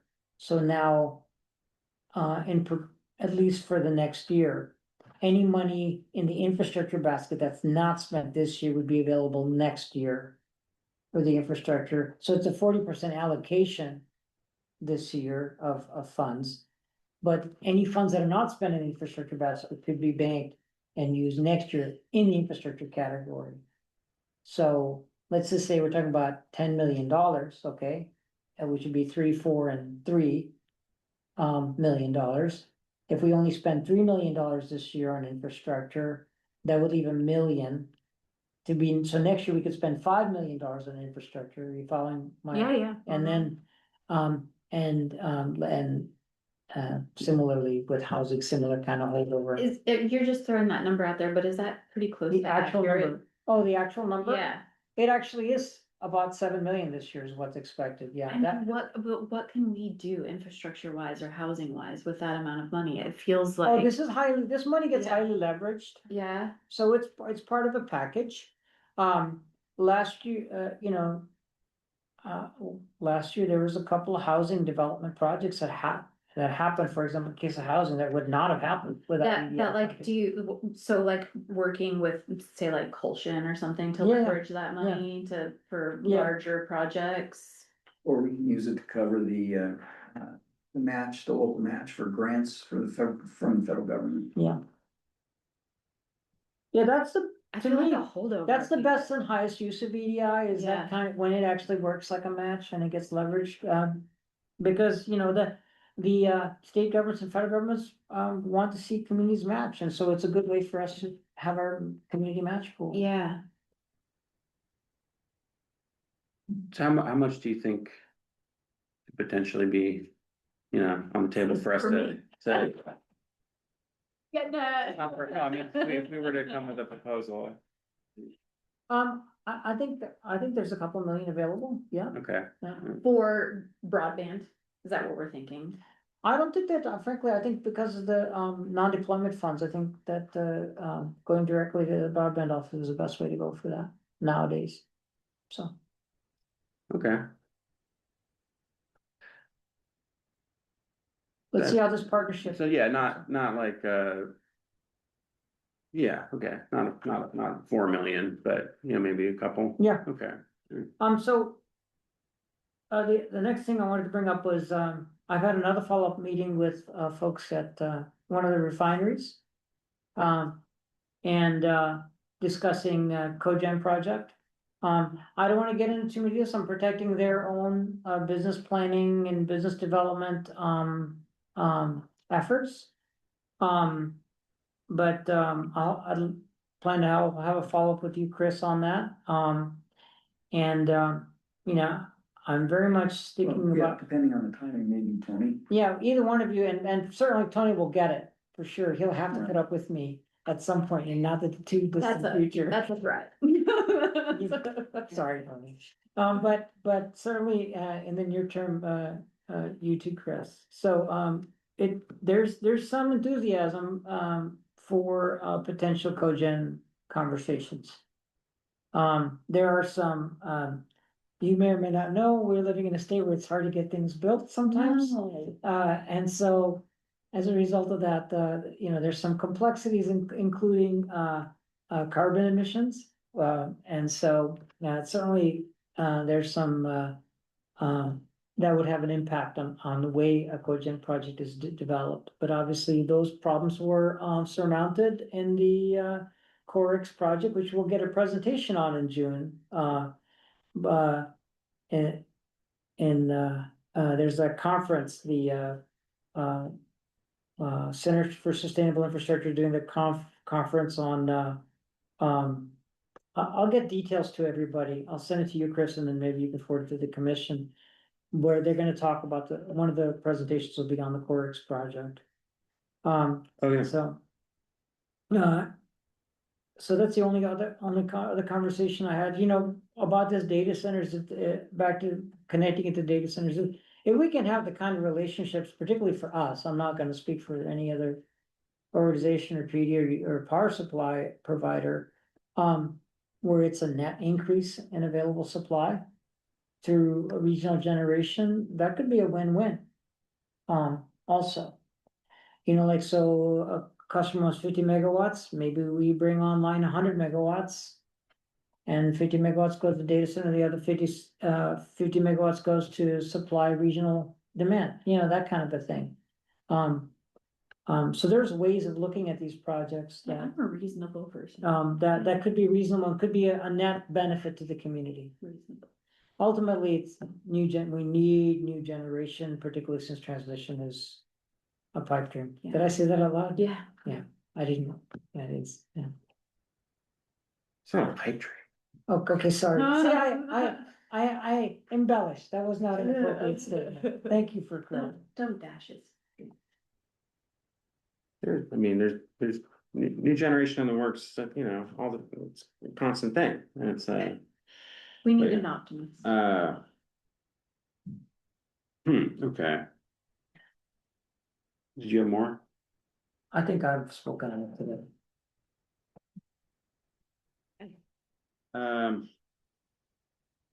think there was something, but, We got Put public it comment. the order, like we've got. We have a public comment. yeah, There's a new member of the public. okay. Required, whenever your first meeting, you have to speak.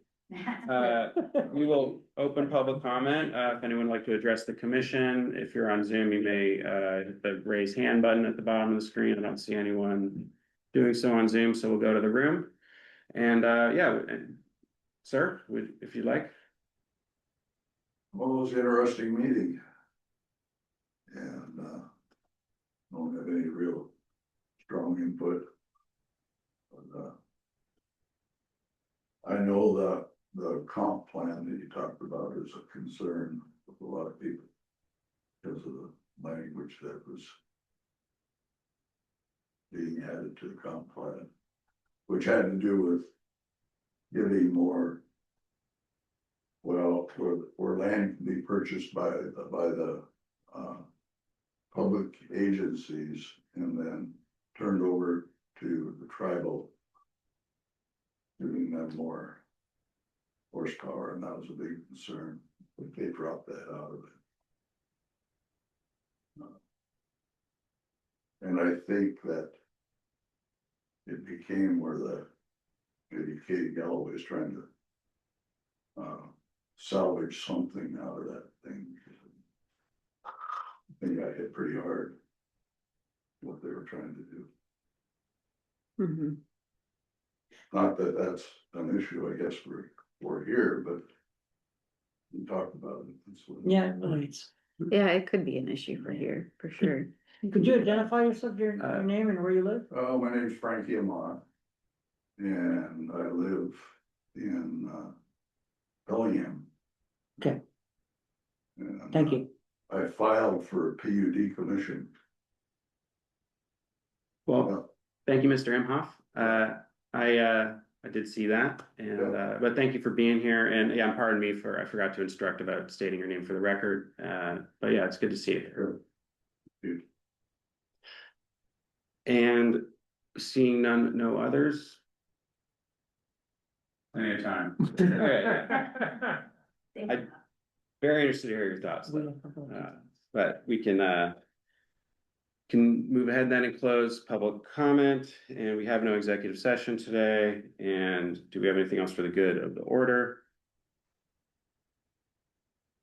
Okay. We will adjourn at 10:27 a.m. Wow.